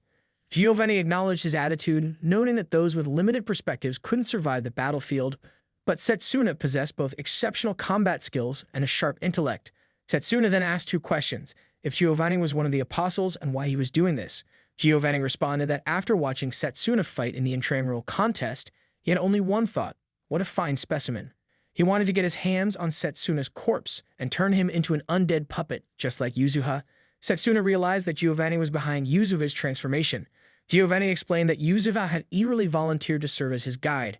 He had high expectations for her, but she had been irritating, constantly approaching him needlessly and taking his earrings without any suspicion. A fool like her should consider it an honor to be turned into an undead, Giovanni claimed. Setsuna clenched his fists, his anger rising. Enough. Stop, he shouted. He vowed to make Giovanni pay for everything he had done. The other students were exhausted from moving the rocks and complained that they couldn't lift anymore. Finally, Drago was able to see Layla and was overjoyed. She was glad that he was okay. Drago thanked everyone for their hard work and said they just needed to find their way out of the dungeon. Layla mentioned that she had no idea where they were, but she also noted that the earthquake had stopped and the red light was now much fainter. Drago guessed that Setsuna had defeated the dungeon's boss monster. Myfume then pointed out that the bracelet was reacting to his magic. When Layla saw it as well, she suggested they head up and find a place where teleportation would work. Drago asked Layla if she could take charge as Setsuna hadn't returned yet. He needed to go down and check on Setsuna. Layla agreed and said they would wait for both of them outside. Drago thanked her and left. Meanwhile, Setsuna was enraged with Giovanni and vowed that he would make him pay for what he had done. Giovanni replied that it was easier said than done. Enraged, Setsuna attempted to punch Giovanni, but Giovanni used Frost Phantom to turn himself into ice, and Setsuna's punch shattered the ice. Setsuna was taken aback by the sight and suddenly felt a sharp piece of ice strike him. Giovanni stood at a distance, commenting that melee magic was a crude and inefficient branch of magic, only useful in hand-to-hand combat.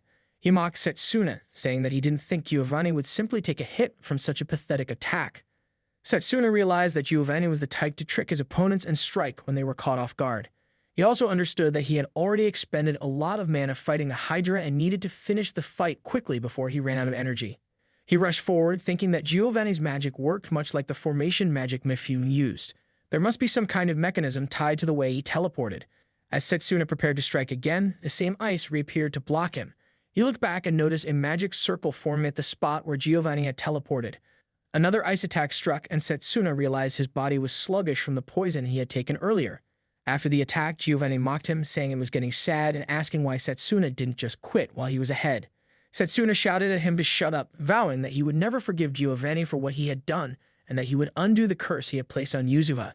Giovanni responded, commenting that Setsuna seemed to know exactly how to break the curse. Giovanni couldn't understand why Setsuna was so concerned about Yuzuha, but he explained that it was her reward for successfully luring him there. He added that if Setsuna still wanted to undo the curse despite that, he had a suggestion. Giovanni grabbed Setsuna's hair and pulled it, telling him to simply pledge his loyalty to Giovanni. Setsuna, enraged, refused and slashed at Giovanni once more. However, Giovanni appeared a little farther away and Setsuna rushed forward to attack him. Giovanni realized that Setsuna had figured out his magic. Setsuna's strike severed Giovanni's arms, but Giovanni remained calm, commenting that Setsuna was a quick learner. He regenerated his arms and stated that he must add Setsuna to his undead collection, though it seemed there was still much he needed to teach him. Setsuna then realized that Giovanni was also undead. Giovanni confirmed this, explaining that he was on the verge of death when Vidrak appeared and granted him the power of immortality. Giovanni was reborn as Vidrak's ultimate masterpiece. He regarded humans as feeble creatures who aged and crumbled to dust far too easily, which he found pitiful.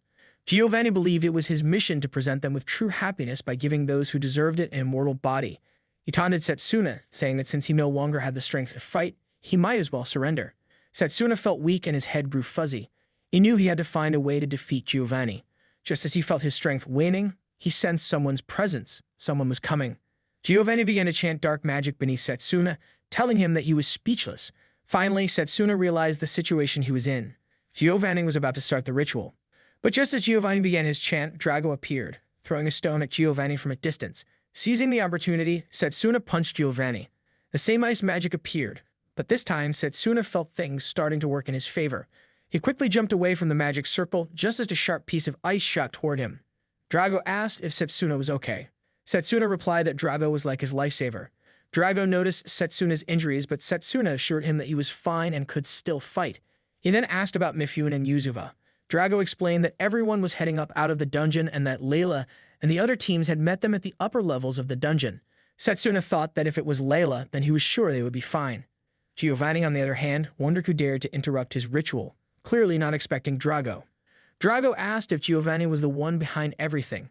Setsuna confirmed, telling Drago that Giovanni was responsible for everything happening in the dungeon and that they needed to stop his rampage immediately. Drago furiously remarked that it was unforgivable for Giovanni to have been posing as an instructor all this time. Setsuna quickly explained Giovanni's fighting pattern to Drago, advising that they needed to be quick in dodging his attacks. When Giovanni teleported, they should strike, as he couldn't cast teleportation continuously. Drago needed to attack first, then Setsuna would follow the same pattern and finish Giovanni off. Setsuna noted that Giovanni's ability had slowed significantly, so one more attack should be enough. Drago agreed to give it a try. Giovanni cursed the interruption and called them irritating fools. As Drago attacked, ice magic shattered and Giovanni appeared at his teleportation spot. He warned them not to underestimate his magic, boasting that he could also cast frostbite. Setsuna took the opportunity to punch Giovanni, thinking he would finish him off. He landed several punches, forcing Giovanni into the wall, where he collapsed, badly injured. Setsuna, already exhausted and on the brink of his limit, collapsed and fainted shortly afterward. Giovanni, barely able to move, muttered that it was the last place he expected to use the item Vidrak had bestowed upon him. He then pulled something from his body, thinking of the Hydra and preparing to combine it with himself. He turned to Drago, declaring that it wasn't over yet. Drago stared in shock as Giovanni began to transform, turning into a monstrous creature. Giovanni sneered, calling Setsuna and Drago arrogant kids who had forced his hand. He claimed he had no other choice but to use the item Vidrak had given him to deal with them, and he promised they would regret it. Setsuna hadn't completely fainted, but he realized that if nothing was done, Giovanni would do whatever he wanted. Now Setsuna also felt himself on the verge of losing consciousness. Then he saw a flare and recalled the headmaster's teachings about elemental magic, how it worked and what it was. Setsuna thought that this situation resembled the trance-like state the headmaster had described. He could now feel the spirit energy around him. He reached out toward the flare, hoping the spirit would lend him its strength to help save everyone. Suddenly, the spirit contacted him, telling him to stop causing such a fuss. Setsuna's surroundings began to shift, and he saw stones floating in the air. The atmosphere was completely different from the dungeon. He wondered if he had been transported to a different place altogether. Turning around, he saw a giant spirit surrounded by flares. He wondered if he had been transported to a different place. The spirit was not only a massive physical entity, but large enough to swallow Setsuna whole, with a mana aura that was extremely aggressive. His presence was overwhelming just standing before it. Setsuna confronted the spirit, asking if it would listen to his story. He explained that Vidrak and his subordinates were terrorizing humans in the mortal realm, and his friends were in grave danger. He pleaded for the spirit's help. The spirit, however, was not pleased with his impertinence. The ground beneath Setsuna suddenly getting destroyed. Flares around the spirit flared up. Despite being far away, it felt as though his body was being set on fire. The spirit decided to listen, but only to hear Setsuna speak without understanding his place. The spirit wonders why he should care about any of that before causing 4 stones to rise and surround Setsuna. Setsuna asked if the spirit was truly unwilling to help him. The spirit replied coldly, stating that it had no interest in listening to Setsuna's sob story. The flares on the stones intensified, capturing Setsuna in a fiery grip. The flames surrounding him were incredibly powerful. The spirit mocked him, saying that the area had once been cool, but now it would become an infernal blessing, reducing Setsuna to ashes. Setsuna knew that if he gave up, he was done for. He had to find a way to communicate with the spirit. The spirit realized he was still conscious, something that would have been impossible for a normal human who would have succumbed long ago. Then, spirit sensed the presence of the spirit of time within Setsuna. Setsuna screamed and pleaded with the spirit to hear him out. The spirit, noticing that Setsuna was still trying to resist, found him troublesome. He was hardly the one to deal with such a foul monster from another world and its pesky underlings. Setsuna thought about the other world and wondered if the spirit knew about Vidrak. Then Setsuna shouted that he would definitely defeat them, which was why he was asking the spirit to lend him its power. The spirit intensified its flare, saying that defeating them was beyond Setsuna's capabilities. No matter how much he struggled, he would be trapped in the infinitely flowing space, immune to spend eternity in the flames. Setsuna retorted that he didn't care and would never back down. The spirit paused, asking him to prove it, and then unleashed hellfire upon him. Setsuna felt excruciating pain as his body burned, unable to breathe. He couldn't feel anything anymore, but he refused to pass out. He wondered if Drago was okay and what was happening in the dungeon. What was Drago doing there? It was too early to give up, not when he hadn't yet defeated Vidrak. Then Setsuna gathered his strength and asked the spirit to lend him its power so he could save everyone from Vidrak's clutches. The spirit, incredulous, commented that it was unbelievable.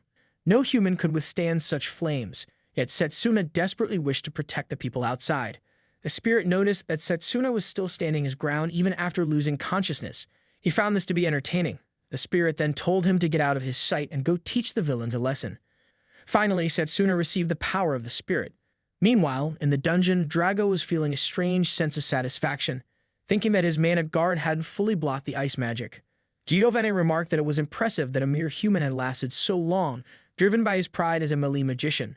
However, Drago's struggles were futile, and Giovanni smirked as he grabbed Drago by the collar. Drago felt his senses dulling from the earlier attack. Giovanni declared that he would finish Drago off in one blow, along with the friends he was trying to save. He would cut them both into pieces. He then hurled Drago into the wall. Drago realized he couldn't use Mana Guard anymore and had no other techniques left to defend against Giovanni's attack. He thought back to his parents, remembering how his father had praised him for using his sturdy and shield-like body to protect his friends. He recalled the true worth of melee magic. Drago now regretted not being able to protect his friends as his father had hoped. Just as Giovanni's attack was about to strike, Drago realized that he had no way to defend himself. But suddenly, he sensed something unusual.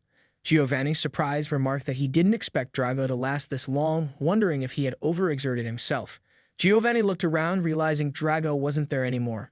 Then he saw Setsuna standing with flares around him. Drago, sensing the warmth nearby, wondered if that was Setsuna. Giovanni was shocked to see Setsuna's new form and was stunned when he suddenly disappeared. In an instant, Setsuna struck him with a powerful punch, sending Giovanni crashing into the wall. Giovanni wondered how a close combat mage could possibly use elemental magic. He also noticed that his recovery speed was slowing down and the flames surrounding Setsuna were unlike any he had ever seen. Then Giovanni saw another crest on Setsuna's body. This meant that Setsuna had two different magical lines, which should have been impossible. Giovanni was beginning to question whether he was truly afraid of Setsuna. He shouted that it was impossible, and then launched an attack, declaring that he was undead, someone who had overcome death. He unleashed a vortex of poison, believing that no living being could survive it. But Setsuna moved effortlessly, evading the poison and pushing it away simply by releasing his mana. Giovanni was shocked and wondered where Setsuna had gained such power. The sheer force coming from Setsuna was overwhelming, and Giovanni questioned what was happening. He realized that Setsuna's power was so great that he couldn't even control it properly, and he poked Setsuna for losing consciousness during the battle. Giovanni then slashed at Setsuna's back, hoping to injure him. However, Setsuna dodged the attack effortlessly. Giovanni was left stunned, wondering how Setsuna had managed to do that. Had he been moving purely on instinct? If so, Giovanni realized that as long as he could stop Setsuna's movements, he would win. Giovanni then landed a direct hit on Setsuna, telling him that now he wouldn't be able to move anymore. He acknowledged that Setsuna's power was worth noting, but ultimately, he was just a human in a battlefield full of dragons. Giovanni vowed to sever his head, declaring that being undead was far better than being human. Just then, Layla arrived to stop him. She apologized for being late and declared that she wouldn't let Giovanni hurt Setsuna anymore. Giovanni, still focused on Setsuna, hadn't noticed her arrival and now aimed to end her swiftly. Layla looked at Setsuna and noticed that he seemed to be losing consciousness. With the red hair and flames still surrounding him, she wondered what was happening to him. She vowed to do her best to protect Setsuna. Meanwhile, Setsuna found himself back in the place where he had met the spirit. The spirit mocked him, calling him a pathetic human to be consumed by such weak flames. Setsuna responded, saying the spirit didn't understand. He thought that the two of them had already assimilated, and just then he saw Layla's face. He asked the spirit how he could control the power and return to the real world. The spirit replied, telling Setsuna not to ask him, but to find the answer himself. It was the first time the spirit had ever granted his power to a human. Meanwhile, in the dungeon, Layla was struck by Giovanni's attack and fell to the ground. Despite her fall, she recalled the words Setsuna had told her before. As long as she had resolve in her heart, even someone like her could become stronger.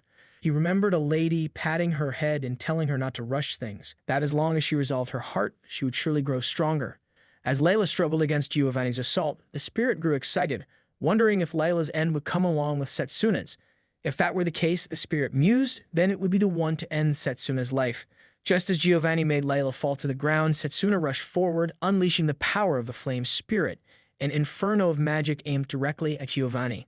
Setsuna told Giovanni that earlier he had mentioned immortality being a blessing, but that humans had a limited amount of time, so they had no choice but to work hard and grow. Setsuna reflected that it was at the edge of death when he had grasped the fire spirit's magic. Giovanni insisted it was impossible to achieve such power, but Setsuna defeated him. Layla, still recovering, called out to him, asking if he was really Setsuna. He nodded, telling her that everything was now fine. He approached her, thanking her for protecting him, and asked how her wounds were. She replied that she was fine and was glad to see they were both okay as well. Drago, still surprised, remarked that he never expected Layla to arrive. She explained that their seniors had managed to escape using the teleportation magic, but she had a bad feeling and decided to check on them. She told them to explain the situation to the professors who were standing by, confident that help would arrive soon. Suddenly, Setsuna felt something unusual and then fainted. As the three of them lay unconscious, the rescue team arrived.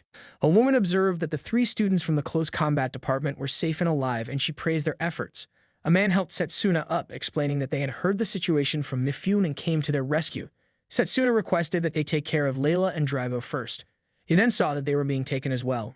Later, Setsuna woke up in a room and realized he was in the infirmary. He sat up, commenting that it felt like he was a regular patient there. Even now, he could still feel the heat from the battle within his body. Lionel entered the room, noticing that Setsuna was awake.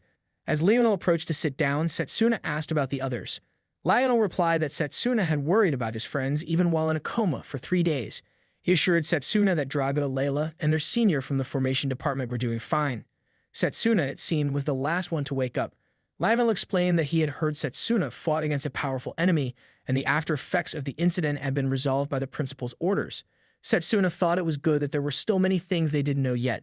Lionel then apologized for the incident he had heard about from the principal involving Leo. He mentioned that there were others like him, dangerous individuals, and that an internal investigation had been ordered.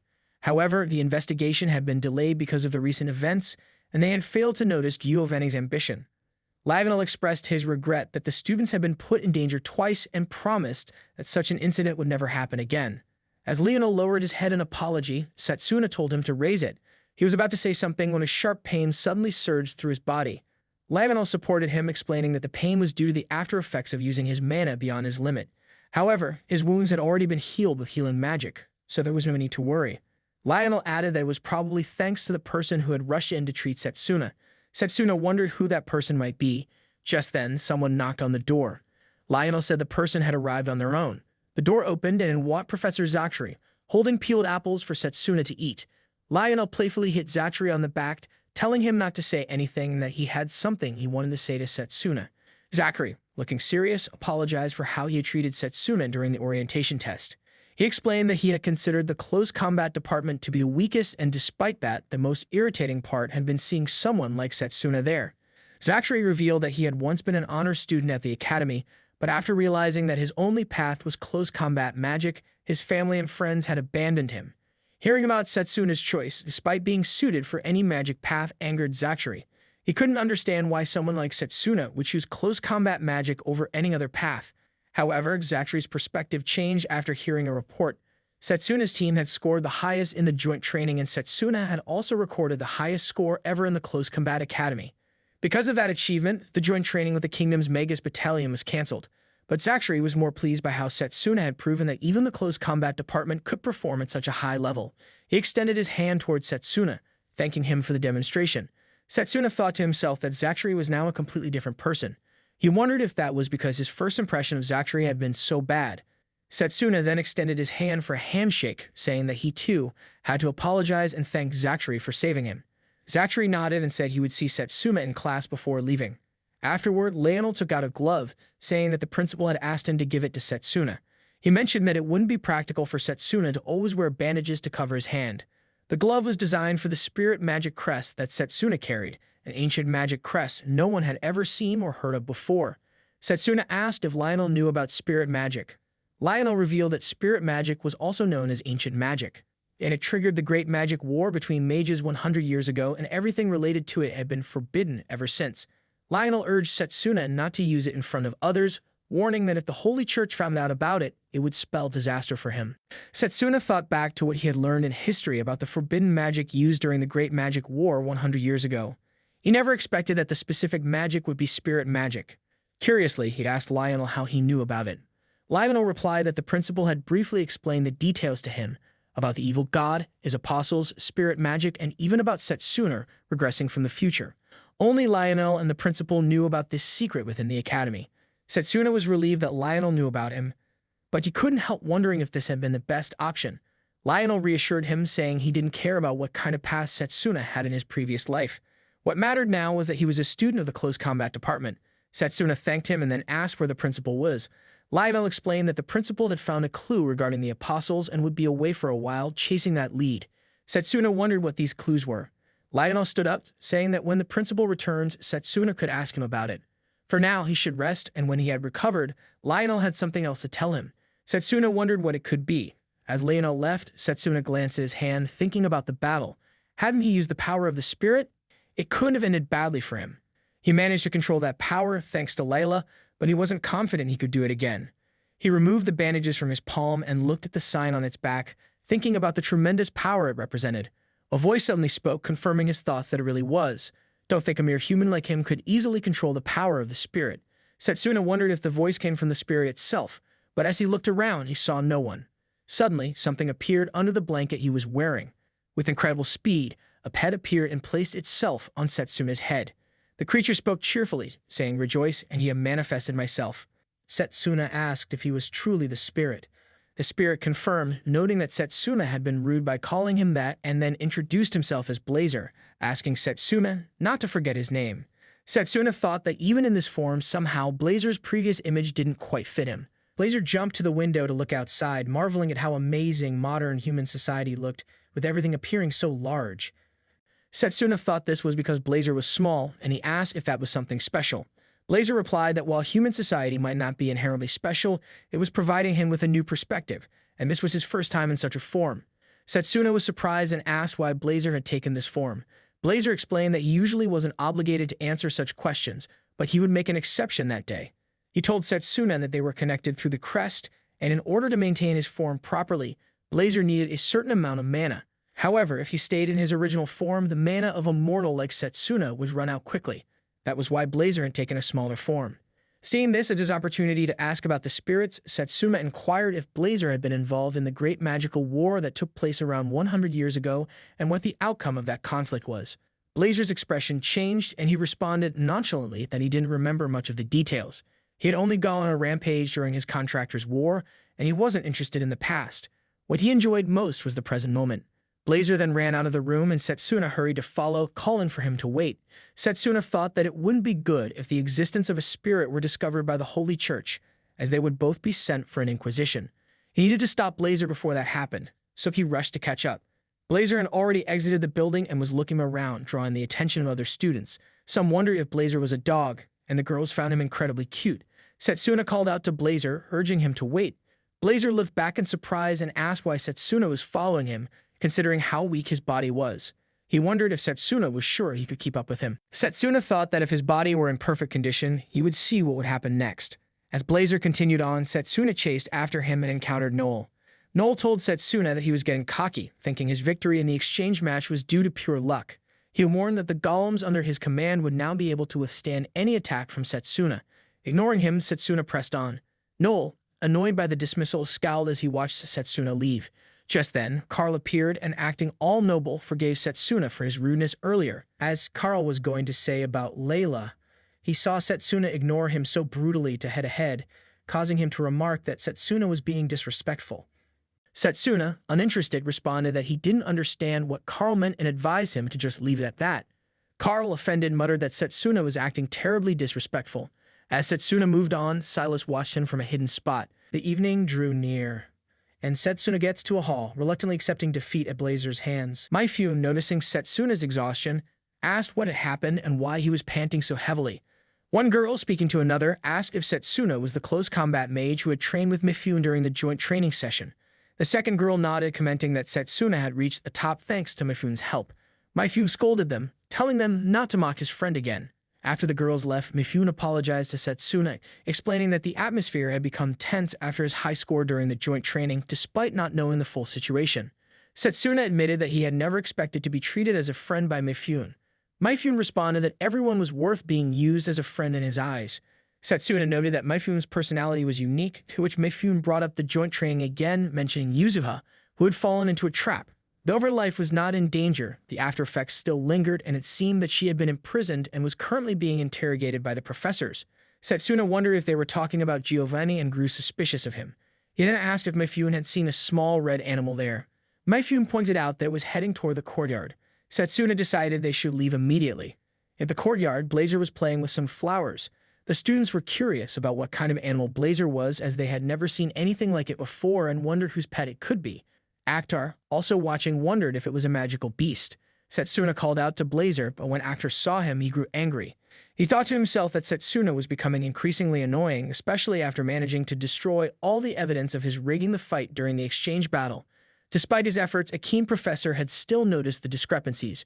Realizing Blazer was Setsuna's pet, Actar decided to take action, thinking that by accusing Setsuna of bringing a magical beast into the academy, he could justify attacking it to ensure the safety of the school. He intended to strike Blazer, confident that the academy wouldn't be able to blame him for his actions now. Blazer seemed concerned about the attack, but he quickly countered it by unleashing fire, blowing it away. Actar was shocked to see this and angrily told Blazer to know his place. However, his clothes were burned from the front, and in embarrassment, he quickly ran away. Setsuna was relieved that Blazer was unharmed. However, he soon noticed that the other students were staring, murmuring among themselves. Seeing Actar being humiliated and witnessing Blazer's power firsthand, some students began to worry. If Blazer could use his real abilities even in such a small form, it could pose a serious danger. One boy wondered about the flames, commenting on how incredibly powerful they were. Another questioned whether that much fire had really come from such a small creature. Blazer simply brushed it off, asking if they were all friends of that police guy. The students, feeling intimidated, decided to leave. Meanwhile, Layla had been watching Blazer closely.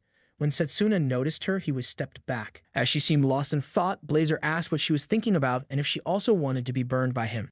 Setsuna thought that if it were Blazer, he would surely burn her. As Layla approached, Blazer remarked that it seemed she had already prepared. Layla then knelt to thank him for helping Setsuna in the dungeon, bowing in gratitude for saving her precious friend. Blazer acknowledged her good attitude, telling her to be thankful that he had linked his powers to Setsuna. Setsuna noticed that Blazer's mood had shifted. Layla then picked some fruit from a basket and offered it to Blazer, mentioning that she had brought it for him while visiting Setsuna. Blazer began eating, commenting that it was a good gift. He quickly added that it wasn't so bad and that he actually loved it. Setsuna thought to himself that Blazer was easily domesticated. As the students were having their meal, Blazer sat on Layla's lap, eating her food. Drago remarked on Blazer's amazing appetite and then asked Setsuna what kind of animal Blazer was. Setsuna replied that Blazer was a magical beast. He thought that if he revealed Blazer's true identity as a spirit, the church would take notice, and even if it was Drago, he couldn't involve him in such a matter. For now, Setsuna still needed to stay vigilant, but Blazer didn't seem to pose any immediate threat to the students. Noticing that Blazer had already finished Layla's food, Setsuna passed in his own, thanking Layla. She said nothing, and it seemed that Blazer was simply nervous about being surrounded by so many people. As a girl and a boy walked by, the girl mentioned that Setsuna was the close combat mage who had scored the highest during the joint training. The boy then commented on Blazer, saying he had never seen an animal like that before. Blazer was about to eat Setsuna's food when he remarked that an existence like his would attract a lot of attention. He added that if it was just idle gossip, he would let them off. Setsuna thought to himself that Blazer was being treated like a rare animal. Blazer then told Layla that if she brought him gifts like that in the future, he would make her his subordinate. Setsuna was glad that he was the only one who could understand and hear Blazer's voice like that. Setsuna then called out to both Layla and Drago, thanking them for saving him in the dungeon. Layla replied that saving a friend was only natural. Drago, with his usual deadpan expression, pulled out something from his belongings. He showed an envelope and explained that his parents had heard the news about his high score during the joint training. They were so happy that they even sent a letter, making him proud to be a close combat mage. Setsuna was glad to hear this and smiled at the thought. Layla called out to Setsuna, expressing her concern about Giovanni's true identity. Setsuna admitted that he didn't know the details, but they might learn more once Yuzuha's interrogation was complete. He thought back to when they first encountered Giovanni, suspecting he was an apostle. The only special ability Giovanni seemed to have was controlling the Hydra, and that power alone was something only an apostle could possess. Drago, looking serious, mentioned that he wanted to ask Setsuna about the power he displayed in the dungeon. He had seen the energy field made from Setsuna's mana, which didn't seem like close combat magic at all. Setsuna hesitated, unsure of how to respond. Layla then speculated that Blazer had lent his powers to Setsuna. Blazer, hearing this, remarked that Layla had a good eye since she had sensed where the power was coming from. Setsuna realized that Blazer had been completely domesticated, and he himself felt somewhat empty, unsure of how to explain this situation properly. Suddenly, Professor Silas called out to Setsuna. As Silas approached, two other students wondered aloud if Silas was going to scold another student again. Silas yelled at them to leave, and they quickly complied. He then pointed at Blazer and asked what kind of animal he was, as he had never seen such a magical beast before. He noted that it didn't appear to be one of the banned magical beasts. Setsuna thought to himself that this was a bad situation. Silas continued scolding him, saying that didn't he know he need to register his pet at the academy? Blazer, hearing Silas call him a pet, bristled with anger. Silas, noticing the reaction, wondered if there was a legitimate reason for Blazer's presence. If not, it would have to make arrangements to remove the animal. Blazer, now furious, was ready to retaliate, but before anything escalated, Zachary appeared, apologizing for the oversight. He explained that he had received the registration form but had carelessly forgotten about it. He bowed to Silas in apology. Setsuna understood that Professor Zachary was covering for him. Silas, visibly surprised, remarked that a professor was lowering his head for a student, especially for one like Setsuna, who had been the top and most honored student in the close combat department. Silas found the situation quite embarrassing. Zachary, still bowing, acknowledged that it was as Silas said. Drago, frustrated, slammed a table and stood up, walking toward Zachary. He then turned to Zachary and with a grin said that it's all thanks to him. The reason the close combat department finished first during the joint training was because of Professor Zachary. Setsuna and Layla approached Zachary to thank him. Setsuna thanked the professor sincerely, while Layla, despite his unconventional methods, expressed gratitude, saying that everything he had done was for their sake. Zachary, touched by their words, acted emotional but also seemed to enjoy the attention from the three of them.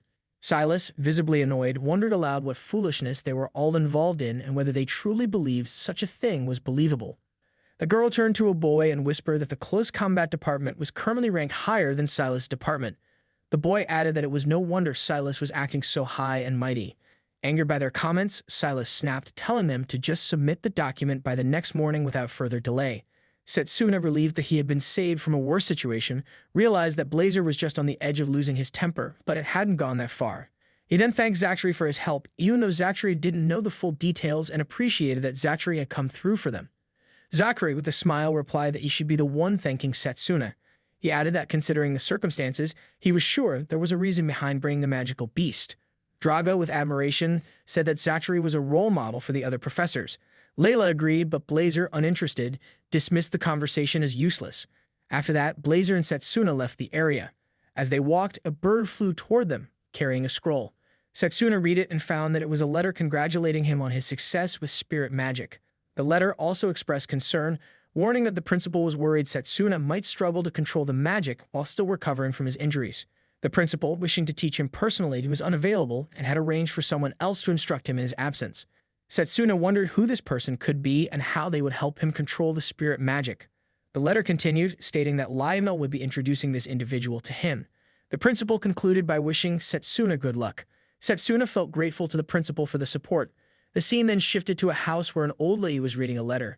She scoffed, muttering about how nonsensical the contents were. A girl was sweeping nearby with a bucket full of water beside her. The old lady complained about having to teach someone else how to use spirit magic. She was upset that the principal had exposed her methods without her permission. She added that even though the boy, Setsuna, was recommended by the principal, she would not forgive him if he turned out to be incompetent. If that were the case, she would deal with him personally. The scene shifts to the Urgent Magic Conference, where Principal Danham reported what he had discovered. Someone even asked him if he thought that would be enough to resolve the issue. Another individual mentioned the signs of the emergence of the evil god and the dark apostles, which made hearing Danhan's words seem all the more alarming. A lady noted that Danhan didn't have any concrete evidence. Danhan responded that no evidence had been left behind by their enemies, which was precisely why he had come to them seeking assistance. Some were unable to accept it, while another person suggested that Danhan might have already forgotten something important. After the meeting, Danhan stepped outside the room to meet Leon, commenting on how hectic the meeting had been. Lionel, who was there, said it was to be expected. Danhan sat down, acknowledging that it was understandable that they didn't believe him. Lionel pointed out that they were dealing with forbidden spirit magic, a matter that couldn't be easily discussed. Danon replied that the fact such an event had occurred could not be ignored, and that if the apostles made their move, his proposal would at least be a step towards something useful. Danik then asked about Setsuna's condition. Lionel explained that Setsuna was recovering well, though he was still pushing himself too hard. It would take some time for him to fully recover. Danon remarked that the new teacher for Setsuna would be quite strict. After all, he hoped that Setsuna would fully recover before meeting that person. Meanwhile, as Setsuna slept in his room, Carol sat beside him, watching over him. He woke up, surprised to see her, and asked why she was there. She replied that she had heard he was unwell and had come to bring food to aid his recovery. As she opened the food boxes, she explained that the recipe was something Drago had taught her. Setsuna thanked her, especially for taking care of Blazer since the previous day. Carol reassured him that it wasn't a problem, mentioning that they had walked around the town together with Lila. She also brought some fruits to feed Blazer, whose voice was so cute, like a Q sound. Setsuna understood why others thought Blazer was so adorable. Carol commented on how amazing Layla was as she had treated Blazer without any trace of hostile mana. Setsuna asked if that was really true, and Carol confirms, saying that Layla had done it as though it were the most natural thing in the world. She explained that treating someone without creating any walls was important, especially when doing something difficult like that. Since Carol was always with her phantom beasts, she could sense how much they appreciated being treated with kindness. Setsuna said that was typical of Layla, and he thought she had been taking care of him ever since the incident in the dungeon. He couldn't just remain passive throughout the whole ordeal. And as soon as his body fully recovered, he would need guidance on how to use spirit magic. Carol then set the rest of the food aside and said she was leaving for class, asking him to make sure he returned with Blazer. As she left, Setsuna thought about how Carol and Layla were taking care of Blazer, while he needed to gather as much information as possible about spirit magic. He had read in a book that 200 years ago, a great war had occurred. The followers of an individual tried to control other magi, and the two sides fought across the continents. The power of outside magic was immense, but only a few magi could wield it, and in the end, the magi had won, leaving the world peaceful. The moment an ancient magic user was discovered, they would be interrogated and purged, and the knowledge itself was considered too dangerous to spread. This was why Setsuna had to keep his contract with Blazer a secret. He lay back, thinking about how he had never known spirit magic in his past life. If he could master this power, he would be one step closer to defeating the evil god. But he also thought about the events in his current life, the encounter with Leo during the exchange match and Giovanni's berserker during the joint training, neither of which had occurred in his previous life. If history was being altered, was he making the right choices? A few days later, it was the day Setsuna had fully recovered and was ready to train with Lionel. Carol didn't seem happy and asked if he was really sure about it. He agreed, saying it was during the academy holiday. Drago mentioned he would train hard so that he wouldn't lose to Setsuna. Setsuna replied that he was looking forward to it. Layla was sad, as she would have to stay away from Blazer and felt she would be lonely.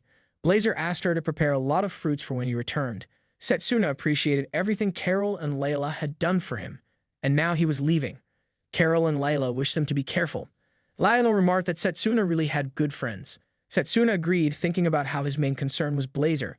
He worried about whether he could take care of Blazer on his own, but he couldn't just let Layla handle it all the time. The two of them reached the place where they would take the carriage as the journey ahead was long.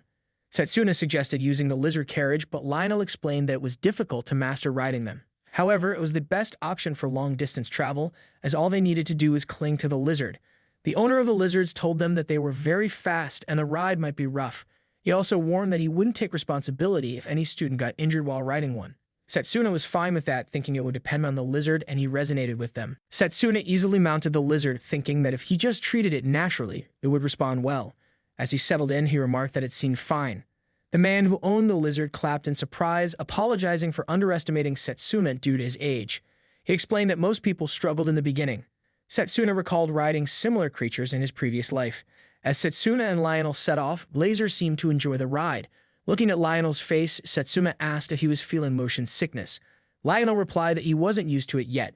As they traveled, they noticed 3 women armed with weapons standing in their path. Something about them felt different. They didn't seem like ordinary bandits. As Lionel had suspected, one of the women confirmed that they were Jabardest, servants of the witch Morgana. Setsuna recognized the name. It was written in the letter he had received from the principal.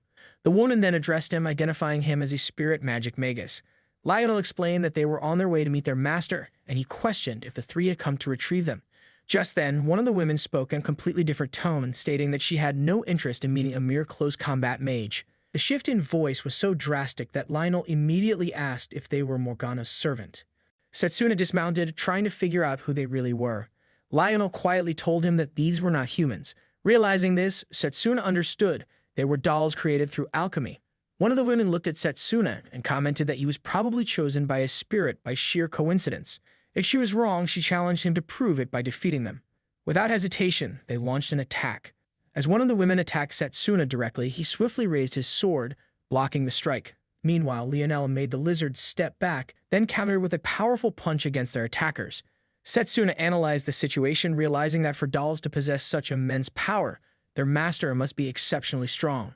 The woman smirked, noting that Setsuna was in trouble, as expected.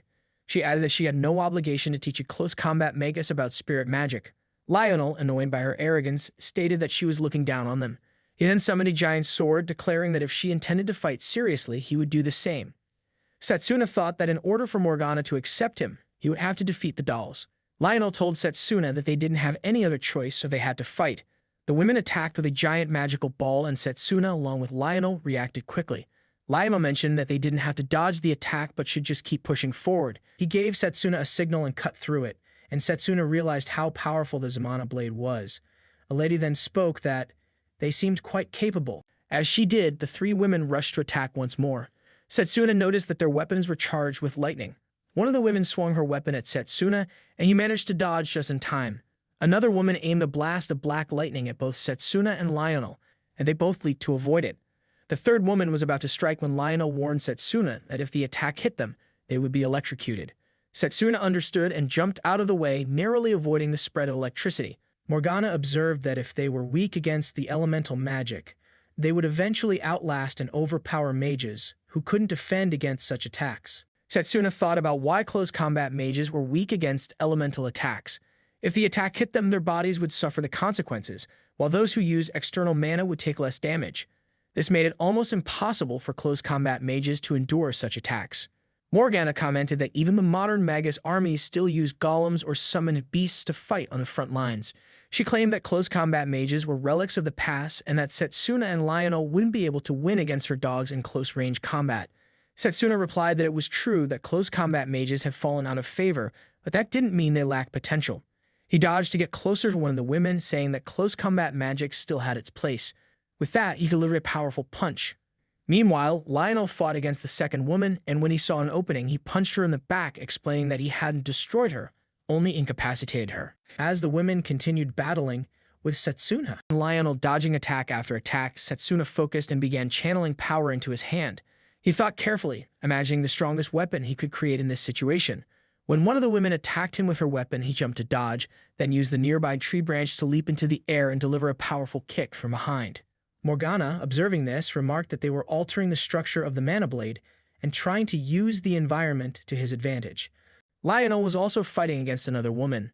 Setsuna noted that his strikes were meant to target Lionel's opponent and thought about how his polished body, honed through training, combined with his technique and mana control, was making all of this possible. If they used their abilities properly, they wouldn't be lacking in close combat. An attack struck to the ground, and Lionel quickly jumped back. The three women joined hands, and Morgana sent a message implying that no sneak attacks would work against them. She wondered how they would manage to break through the elemental magic at close range. The women conjured a magic ball, and Setsuna thought that if they didn't attack him directly, he might be able to break it with a charged bullet. However, its firepower would surely diminish due to the water magic they were using. Blazer suddenly appeared, claiming that breaking the magic was easy. He said that if they used his power, they might even destroy the entire forest. Setsuna's elemental magic activated, flares of energy surrounding him. Blazer praised him for maintaining his focus, and now he was going to increase the firepower to burn them down. As Blazer increased the intensity, Setsuna felt a sharp pain and asked him to hold off. Blazer stopped, asking why Setsuna was hesitating. Didn't he want to defeat the three women? Setsuna explained that while he did want to win, this was a test of his own strength. Blazer called him ridiculous. Just then, the magic barrier disappeared, and Morgana instructed her maids to bring Setsuna to her. Lionel, confused, wondered what had just happened. The women apologized for their rudeness and asked him to follow them. Eventually, they reached a large house where Morgana was waiting, standing next to a girl. She called out to Setsuna by name, and he realized it was Morgana. She asked why he hadn't used spirit magic in the battle. Against a shield made of water, his close combat magic would have been ineffective, and using it might have failed him. Setsuna replied that it was exactly as she said, but he had to hide his spirit magic at all costs. That was why he had chosen not to use it against enemies he didn't know. Furthermore, if he had used spirit magic in that situation, the whole forest would have burned, and destroying nature and harming animals for no reason was something he wanted to avoid. Morgana commented that Setsuna was too soft-hearted, but she praised him for not forcing himself to use spirit magic when he couldn't control it yet. If he had used it in that situation, he would have failed. However, she would guide him on how to control it. Setsuna bowed his head in gratitude. Blazer, watching the exchange, wondered if Morgana was seriously talking about controlling him. It seemed like a joke. Morgana responded, saying that while Setsuna was strong, no matter what she saw, he was still an unrefined animal. Blazer replied that he would show her his true form. He began to grow slightly, and Setsuna realized that Blazer was forcefully absorbing mana from him. Blazer declared that he would burn everything, even her bones, if it came to that. Setsuna panicked, realizing that he couldn't control Blazer's power, and if this continued, everything would be reduced to ashes.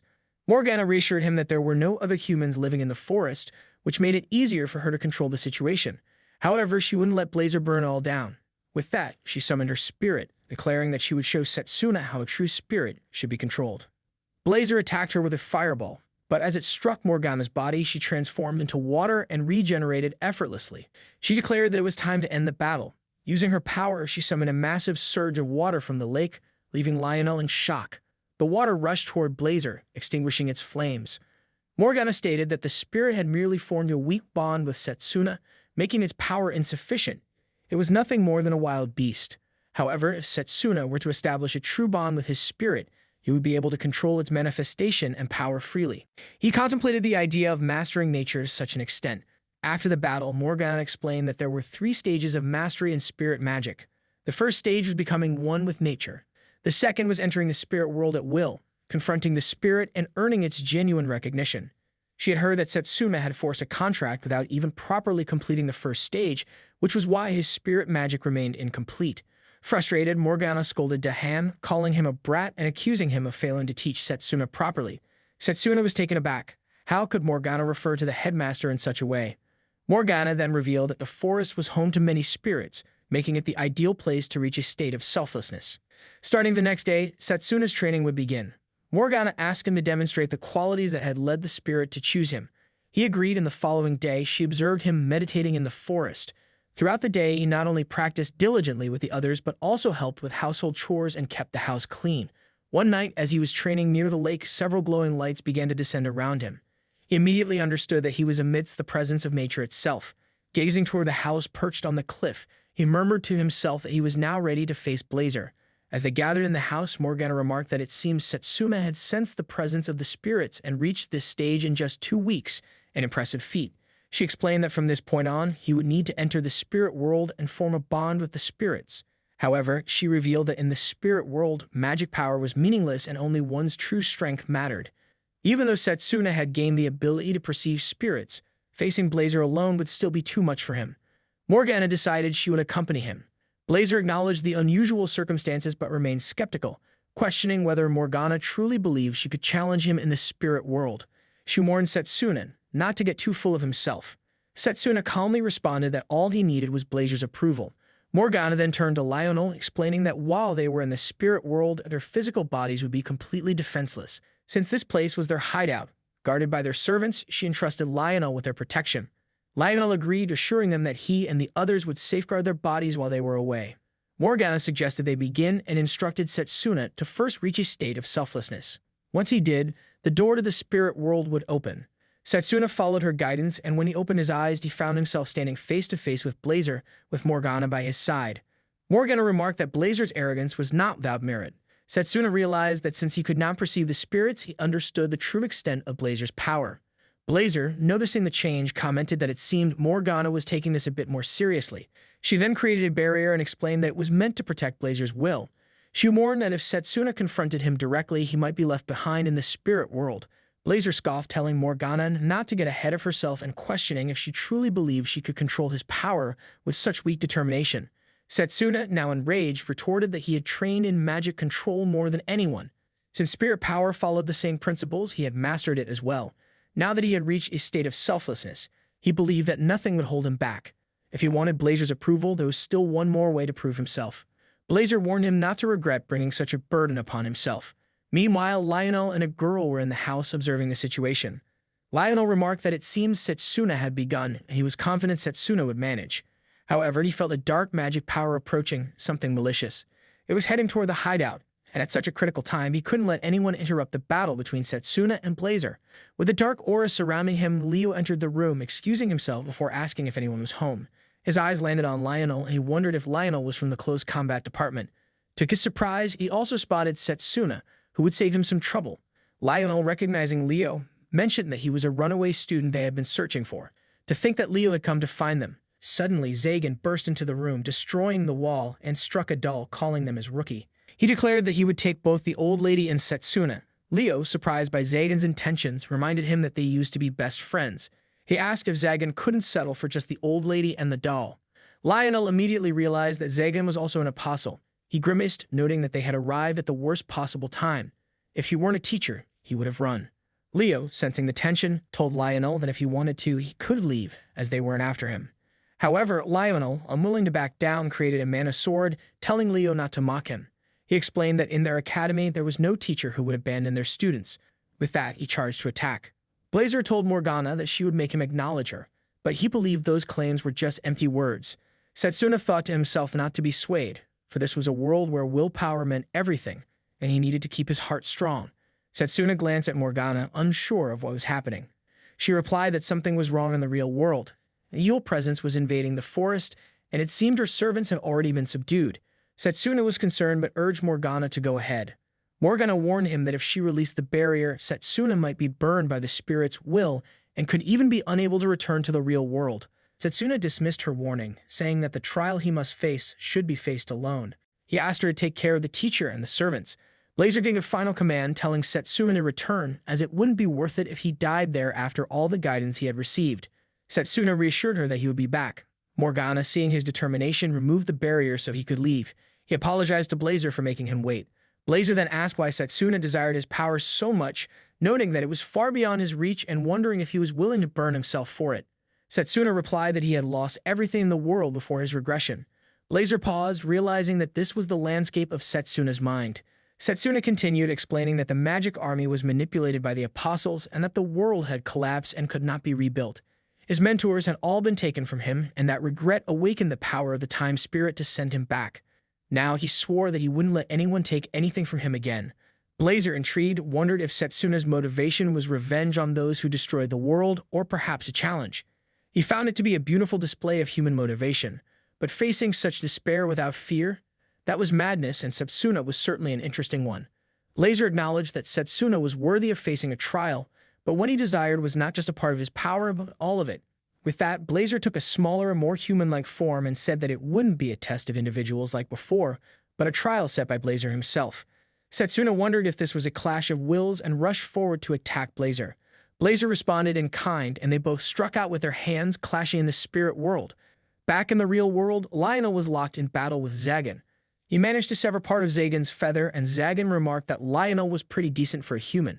As they fought, Zagan sensed the use of alchemy magic and suddenly lifted himself, shouting for everyone to get out of the way. Just as Zagan was about to strike, a doll appeared, taking the blow at his place. Morgana then pulled Leo away from the house, breaking through the wall to escape the attack. Lionel thought to himself that after repeatedly using such grand techniques, Zagan should be exhausted. So how was it that his mana was actually getting stronger instead?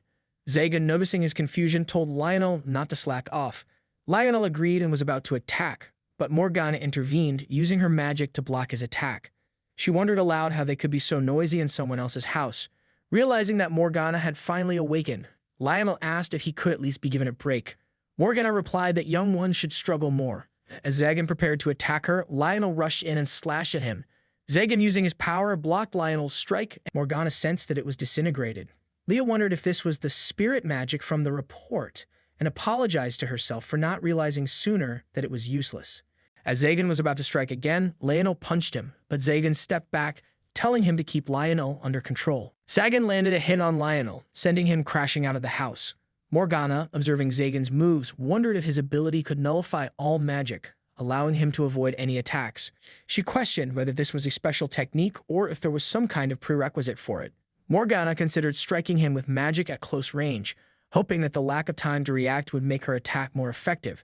She then made the lake water swell to enormous proportions, preparing to unleash it upon them. Outside, Leo realized that Morgana was aiming directly at him from beneath the ground, but he wasn't worried as he used his power to defend.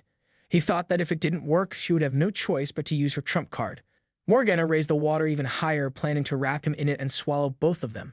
Leo, sensing her intentions, commented that it was overdoing things, but it wasn't a bad plan. He used his power to strike the water, blasting it away and causing it to rain down in torrents. He remarked that he had trained a bit as well. Morgana, impressed, wondered if he was using long-range magic combined with disintegration. Leo confirmed, asking if that would be enough as a souvenir for the underworld. With that, he prepared to attack, stating that his mission was complete. But before he could strike, Setsuna suddenly rushed in, delivering a punch. Morgana understood immediately. Setsuna had defeated the spirit. Lionel observed Setsuna, who was surrounded by intense flames but skillfully controlled them, ensuring they didn't spread to the forest. Zagan, noticing Setsuna, mentioned that he was different from Leo. Blazer wondered if they were opponents worth burning, considering the situation. Setsuna, with determination, stated that they were strong opponents, but he didn't need to lower his guard. Blazer reflected on their earlier match, acknowledging that Setsuna had won, but with his humble attitude, which didn't seem to suit him. Setsuna reminded Blazer of their battle in the spirit world, where Blazer had punched him, sending him staggering back. Both of them were exhausted, and Blazer admired Setsuna's incredible willpower. He noticed that despite trembling, Setsuna continued to smile. Even though Setsuna's face was showing signs of strain, he remained resolute, believing he would win. Blazer, preparing to attack, remarked that Setsuna had remarkable confidence for such a weak human. Setsuna commented that Blazer was indeed strong, which explained his undefeated record, but that very strength was also his weakness.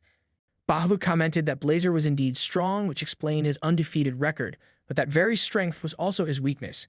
Blazer wondered what Setsuna was talking about, and Setsuna explained that he had faced defeat and despair many times in the past. However, having hit rock bottom, he now knew how to rise again.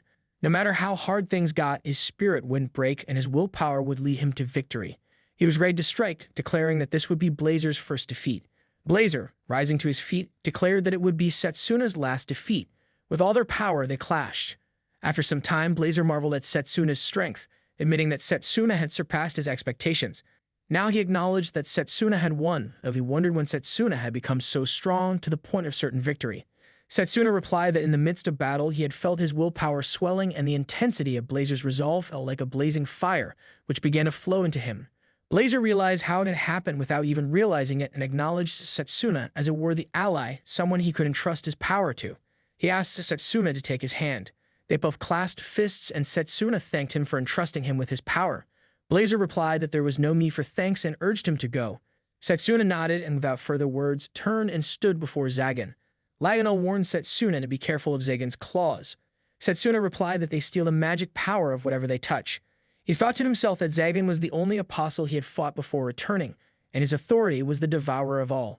Although Zagan could nullify attack magic, he could absorb the mana of anyone he slashed.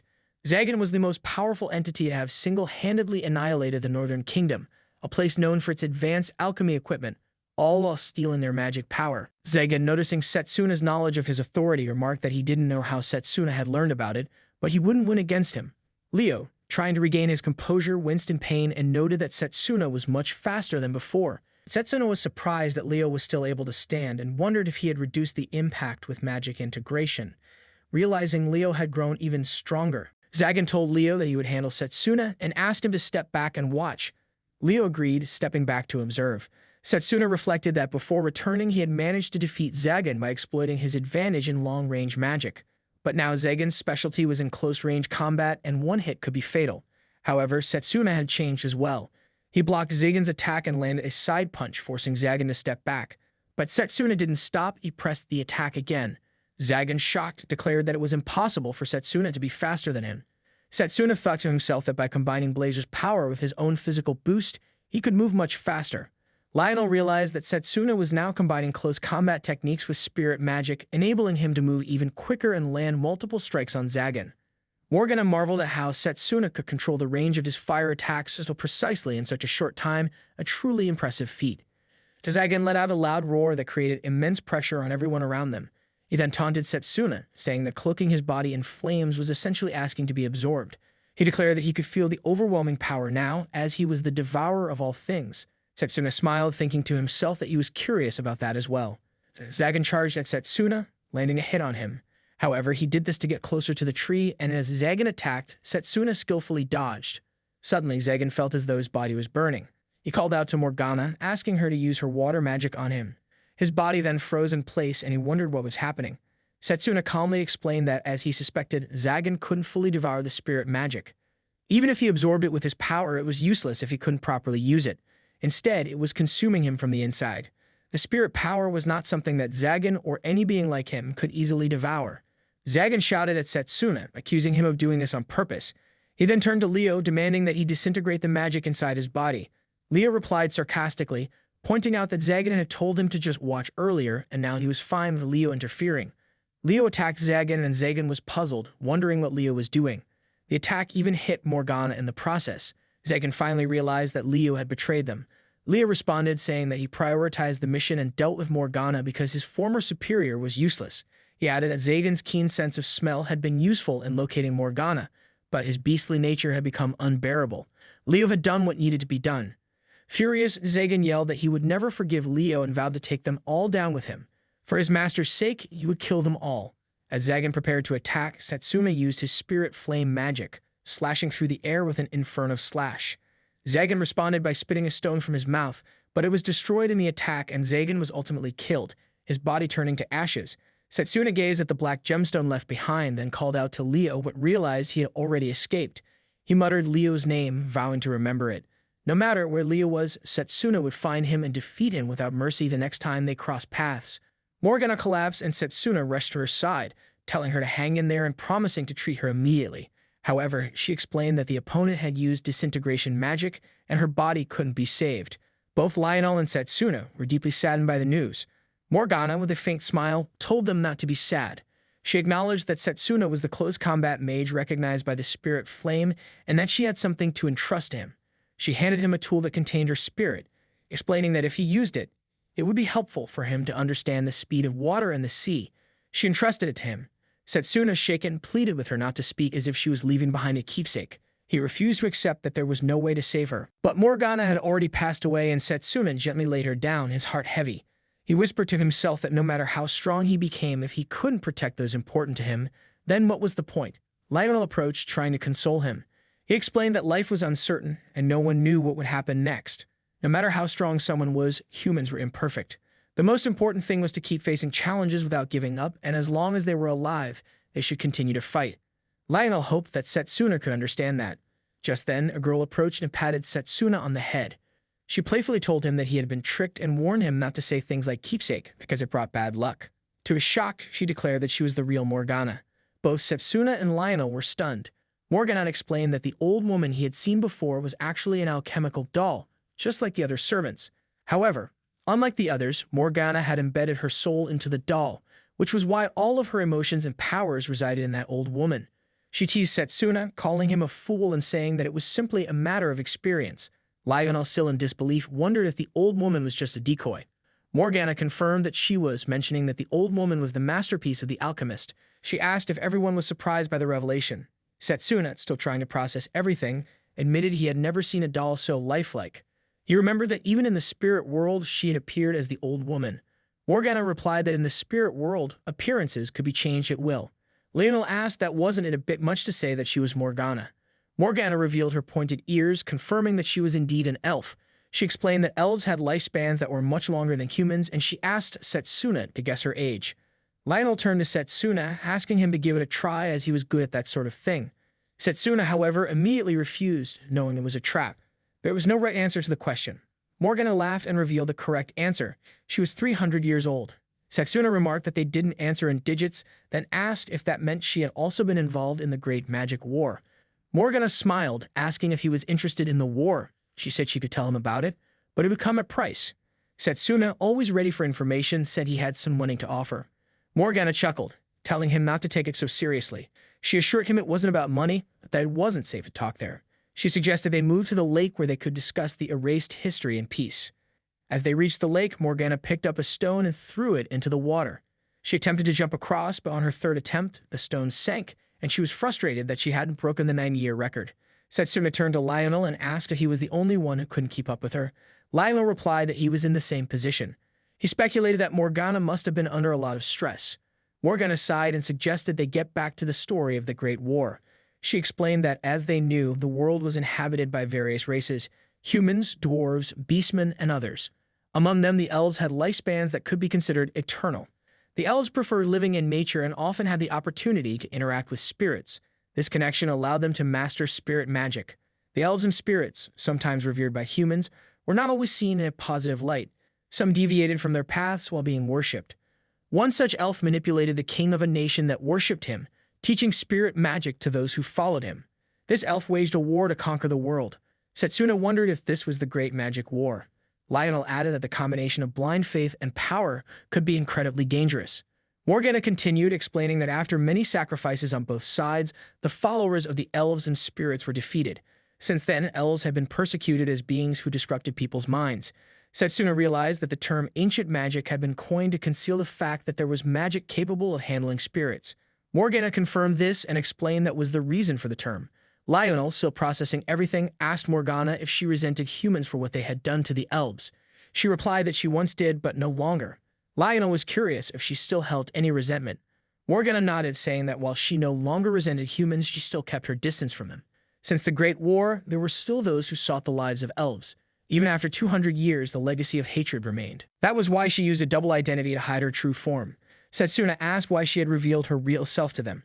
Morgana explained that it was because Dan had trusted Setsuna and Setsuna had proven he deserved that trust.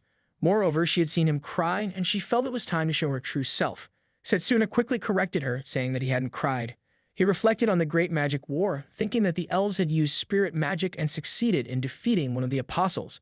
However, the great power that came with that responsibility required the use of forbidden magic, which led to many sacrifices. The three of them then began restoring and clearing the forest, repairing the damage they had caused.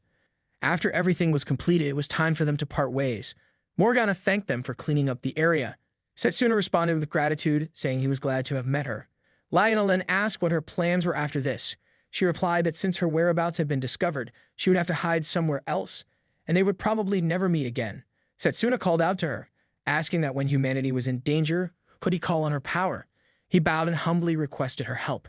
Morgana replied that he was being too pushy, but when the time came, he should just ask Ganan. She occasionally exchanged letters with him.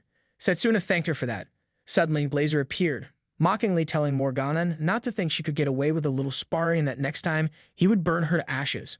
Morgana waved a bit of water in front of him, asking if Blazer wanted to get drenched again. He simply turned his face, and they parted ways, each waving a hand as they went in different directions. Setsuna mounted his lizard, remembering a rainy day from his past when he had been outside a building. A woman had come to him with an umbrella and towel, telling him that just because Setsuna had gained great power, it didn't mean he had become a strong person. Confused, he had asked her to explain, and she had told him that great powers sometimes drove people crazy. It was much more important to use power correctly, without arrogance and without being controlled by it, and merely increasing one's strength. Now, as Setsuna rode away, he realized he understood the meaning of that woman's words. He was determined to use the power of the spirits wisely and for the sake of justice. With Lionel by his side, they headed back to the academy. The scene shifted to Satan and Puka. Satan told Puka that they were ready and should begin. Leo was standing there, and Puka remarked that he had failed to kill Setsuna and had even thrown away his comrade. Wasn't that a neglect of duty? Leo denied it, asking Puka to spare him, explaining that he had completed the mission to kill Morgana. Satan asked if Leo had checked to confirm Morgana's death. Leo hesitated, admitting that with the level of attack, Morgana was surely dead. Satan glared at him and sternly reminded Leo that he was ordered to ensure Morgana's death, not of Setsuna. He added that Leo should at least bring back Zagan's body. If he had, at least they recovered it. Satan might have been able to make an undead creature capable of using Zagan's power. Leo explained that Setsuna had knowledge of Zagan's power, which hadn't been in the original information. Satan replied that this didn't excuse his failure, and that they needed to reassess their understanding of Setsuna. He believed Setsuna was hiding something. Puka, intrigued, wondered if Leo's undead toy had been destroyed as well. He then recognized a figure in the distance, Giovanni. Satan called out to Tsukuyomi, asking if she could handle the situation. She replied that she didn't have any other choice. It was almost the right time. Tsukuyomi, 8th Apostle, had the power to revive the dead. Setsuna with Lionel were traveling under a beautiful sky. Lionel mentioned that they were about half a day away from the academy. Setsuna wondered how everyone was doing. Lionel, concerned, remarked that Drago was probably training excessively, and Setsuna agreed, wondering when he had started caring about those around him. Lionel asked if things were different before. Setsuna agreed, saying that he had only focused on training himself. He believed that by pursuing the pinnacle of long-range magic, he could win every battle on his own without needing anyone's help. Those around him only served as encouragement, and he had few friends. However, things were different now. He had reliable comrades with him. Furthermore, he had learned that there were various forms of strength in other magical systems beyond just long-range magic. The magic control he had cultivated before his return also proved useful for close combat. Lionel explained that magic control was a skill mastered through training, not just talent or aptitude. He believed that Setsuna's level of mastery wasn't something he achieved in just a few years. He thought that Setsuna had likely undergone years of rigorous training, which explained why he had become the strongest in the world. Lionel speculated that Setsuna must have had an unimaginable past. After a while, they stopped to take a break, and Setsuna took out the items he had received from Morgana. He read a note and understood that it would certainly be helpful, deciding to use it when the time came. Blazer was examining the necklace, mentioning that he could sense the presence of a water spirit. Setsuna knew that Morgana had given him the necklace to establish contact with the water spirit. He focused, calling out to the spirit, wondering if she could hear his voice. Just then, the locket called his name. Surprised, Setsuna was told not to be shocked, as the spirit had been watching all along with Morgana. The spirit explained that if Setsuna could overcome her trial, she would gladly lend him her power. Setsuna wondered if it was real, but the spirit reminded him not to celebrate just yet. The trial would surely take place in battle, which reminded him of the upcoming battle with Blazer. The water spirit reassured him that he didn't need to be tense, as her trial was meant to challenge him and help him grow. Setsuna wondered what he needed to move. The spirit explained that she was growing tired of the spiritual world and wanted to experience a new perspective. Blazer, surprised, remarked on how lenient the spirit was, adding that it was typical for him not to get along with her. The spirit responded that she didn't dislike Blazer at all. Setsuna thought it was fine that, unlike Blazer, the spirit was friendly, but he still wondered what she meant by moving someone. Lionel placed his hand on Setsuna's shoulder, telling him that he was really lucky. He then said that, to be honest, he had a great story that would move Setsuna, a tale of fiery friendship that would bring tears to their eyes. The spirit wondered about this old story. Lionel nodded and began explaining that it was about the heroes who saved the country decades ago. Arduino, the indestructible blade, and Wallace, the iron walls. A great story indeed. As Lionel continued telling the story, it might turn into morning and Setsuna had fallen asleep. When he woke up, he saw that Lionel was still talking to the water spirit. Setsuna decided to discuss the matter once they returned to the academy. Back at the academy, Setsuna was talking with Carol, Drago, and Layla. Layla wondered about something that had moved, and Drago asked Setsuna if anything had happened during the break. Setsuna explained that it had been just a bit of training. Layla then suggested they visit an art museum together next time, mentioning that she had a friend who knew a lot about art. Setsuna agreed, saying that it would surely be helpful. Drago asked if they should all join, and Carol agreed, saying, "Just leave it to me."